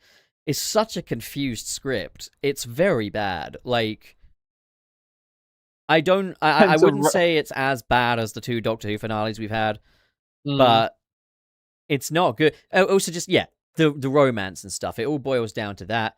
They completely disregard all the shit being bought on land as well, like all the trash getting bought on land gets. And that's the thing, is it feels like a bunch of incomplete Mad Libs. This feels like a finale where like Russell wrote the opener, let Pete McTeague write the 3 in the middle. And then he wrote the finale, and he had no idea what Pete McTighe wrote. Like, that's what it feels like to me. Yeah. Like, they're just laying down pieces, and just this finale does nothing with any of it. Yeah, it's odd. And it's... I'll let you go. I was just going to say, and the icing on the cake of it all is just... So... Like, I get where they were coming from, but pick it up. Pick it up! I just... Pick it up! Because of, like, the way Doctor Who ended off, it's like, it kind of just comes off as like Russell's basically trying to get Disney to keep the series going. It's funny, on any normal day I would reject putting spin-off episodes in a tier list, but I just feel like kind of need it in this case because there's so little. But like, okay, so I think the end of the war I would put top of F tier, I think. I really think they missed a good opportunity to have this be sort of the beginning of like, or even the entirety of sort of an anti-hero arc for Kate, in that like they specifically go out of their way to set up that she's losing it, like especially after her boyfriend dies and she starts blackmailing her inappropriate her psychiatrist to get meds that are too many meds that will just make things worse. I think it would have been. Especially since I didn't even mention this in the video, but I think it's worth getting into. Kate's father is responsible for committing a genocide against the Silurians, who are like the predecessor to the Sea Devils in the classic series. And I think all the setup was there to have sort of history repeat itself and have Kate be one of the people behind the deadly attack on the Homo Aqua, because they were threatening to basically wipe out humanity, or at least a large percentage of humanity.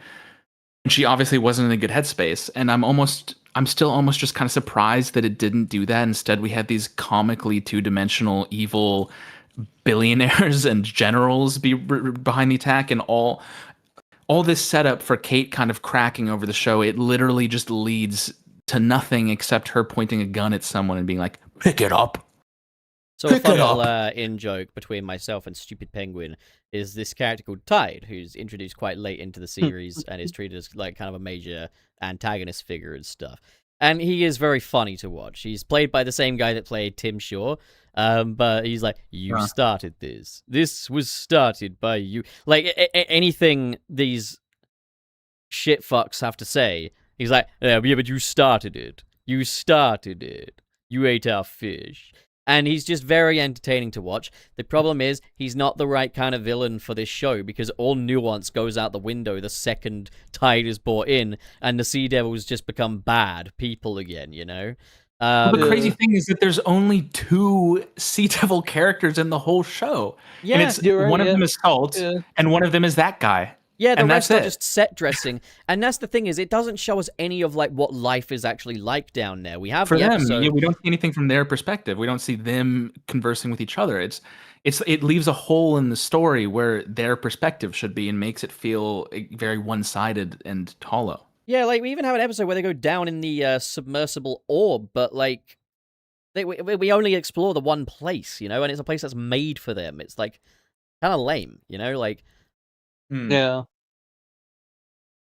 So looking at this tier list, anyone got any just takes on like the overall outlook here, or like what this kind of spells for the? Well, I mean, second... I think I've said the changes I would make, but personally, as I've said, I would probably move the Star Beast down. I would definitely move some of the War Between episodes down. I don't think Plastic Apocalypse is better than a Homo Aqua personally. Okay. I think that episode gets kind of repetitive and boring. What else? I might move Joy to the World up one, but that's just me. That's just because I like find the episode enjoyable. I don't think it's like especially well written or anything. I agree with the gist of it. I agree with the general placement of things. But to me, like I definitely find something like Dot and Bubble or Boom more enjoyable to watch than like the Plastic Apocalypse or the Deep or Homo Aqua. Like I can't see myself just throwing those on for fun. True. Like, but then again, if we talk about rewatch value, yeah. I'm gonna be honest. There's Wild Blue Yonder, there's Lux, and that's about it, really. Like, I think Boom has some rewatch value. A little bit, maybe, but like, it's not one I'm like. That's the problem. The Ncuti Gatwa era doesn't really have an episode where it's like that's the first thing I'm gonna put on. If I'm gonna put something on, it's gonna be like maybe I don't know, Doomsday or The Parting of the Ways or. Okay, so I think what we're realizing here is that Ncuti Gatwa needed a Dalek story, but like, yeah. Well, according to rumors, his next season was going to be like a Dalek. I know. Focus. Now you're talking to someone that loves the Daleks more than I love Doctor Who itself, and this whole process of the RTD2 era has been like death by 1,000 cuts, and I'm feeling those fucking cuts. And the Dalek news, the Dalek spectacular, or whatever. Oh, just fucking shoot me at this point, you know, like. I understand that at one point the Daleks kind of needed a break, but I kind of feel like during, you know, the Jodie Whittaker era, we were kind of already having a break from them because they were only... The thing is, also, break or not, the last time we had a confidently good Dalek story, in my opinion, was Into the Dalek. And I say confidently good. There's been, like, okay ones since then, but, like, confidently, like, hey, that was a good episode that, you know, I felt like I got something out of it with the Daleks and that, you know. Yeah. It felt like Ncuti's era was like time to bring them back. Let's see them in all their glory again. Yeah, and it's like Russell T Davies writing. Like, Russell T Davies did a really nice job with the Daleks. Then again, Russell T Davies did a really good job with Doctor Who once upon a time, and now he doesn't do a very good job with Doctor Who. Maybe he would have fucking ruined the Daleks. Who knows? I just want to say, are they wheelchair users too? Like, do we need to get them out of their tags? Oh god. I want to say, Dat One Sleep No More fan in chat said that they met someone on the show who said that One Sleep No More fan actually like? Are you the person? What? Also, Sleep No More is an underrated episode, I think. I actually kind of agree that I don't think it's good, but I don't think it's the worst episode of the show. I wouldn't even say it's bad. I think I'd say it's just pretty good. Actually, to be fair, I actually haven't seen it since transmission. It's one of the only episodes I've never rewatched. I haven't seen it since 2015. Don't remember it very well. We did a big I'm thinking about the Dalek Spectacular thing again. Oh my god. We did the big Capaldi era rewatch, and I was surprised by how much of Series 9 I actually really liked. I will say, like, the opening two-parter with Davros is bumpy, but I do like it overall, I think. Maybe I need to give Series 9 another chance. I don't know, but I initially infamously didn't like Series 10 at all. In the first ever Doctor Who video I made, part of it was shitting on Series 10. And since then, I have really changed my mind on Series 10, so I've come to regret that. But Series 9, I've never really had the same reevaluation for, but I haven't rewatched the entirety of it. I do remember having more negative, like my negative feelings towards Series 9 when it aired were stronger than those towards Series 10. So I think the bigger the issue with like the Capaldi era or like the late Moffat era and stuff was that it felt kind of dated in the TV landscape at the time, but at the same time, I think that's actually worked in its benefit today because I think like the whole thing of like cinematic TV and stuff has made us kind of jaded now. Like we've seen kind of like the extent of that and how it can kind of negatively impact. So like getting something like Doctor Who, where it is very like kind of high on its own low budget charm. I think the problem with the Moffat era was it didn't work as like a current thing. You don't want that as your current Doctor Who. But revisiting it, it actually is very enjoyable, has a lot of great stories, and I kind of applaud it for its fuck the general audience mentality, even if I understand why that doesn't really work.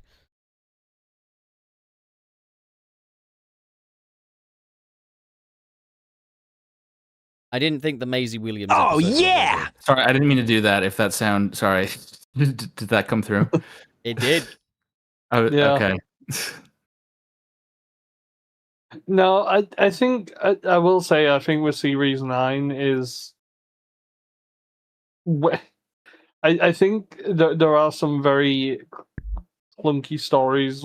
Mostly the stuff with like me. I just didn't really like me the character, by the way, not me. But like the girl who lived and the girl who died is kind of a sore spot for me because I remember watching those episodes and just being bored. Yeah, I don't think they're good. One They can had never good- convince me that those are good episodes. That's one that I'm steadfast on. Those are terrible episodes. Yeah, those are bad. Yeah. I did like Sleep No More though, and I can enjoy the Davros two-parter even if I do see its flaws. What Hell, about Ben I think The Magician's Apprentice is a really bad episode, and The Witch's Familiar is actually kind of. I see the appeal of that one. I think part 2. That's a case where part 2 is a lot better than part 1. I do agree What with about, that. Like Magician's Apprentice, I think the thing with Series 9 especially is I'd say like the question is like, is it general audience friendly? Is something people ask a lot, and I'd say it's actively general audience hostile. Like the 12 era wants you to be a fan, but I can kind of respect that. You know, it's kind of nice to have a show that is just like, fuck it. You know what? Let's do this one for the crew. You know, like that's what I think makes it good on rewatch, but it wasn't good for current Doctor Who. Yeah. But okay. I was gonna say, what do you guys think about Face the Raven? Yeah, I like Face the Raven. It's Yeah. I don't love it, and I do think it's one of the worst cases of an episode where the music is way too loud and obscures dialogue at points. But I haven't seen it in a long time also, so I'm not really equipped to talk about Series 9 very much because my memory of it is pretty hazy. I know that Heaven Sent is like my favorite episode of the show ever, but that's the one exception. That's an episode I have rewatched. It's a great episode. I reckon someday in the future we could do this again, but with the modern seasons. I'd be down for that. Okay. Well, for now, Yeah. I'm very thirsty and I'm also quite hungry, so I think I'm going to dip out. But thank you guys for joining me, and thank you everyone in the chat who took part and everything. This has been a fun one. Yeah, thank you for having me on. Hell yeah, I Thank you for appreciate having it. me as well. All right, let's go. Peace out.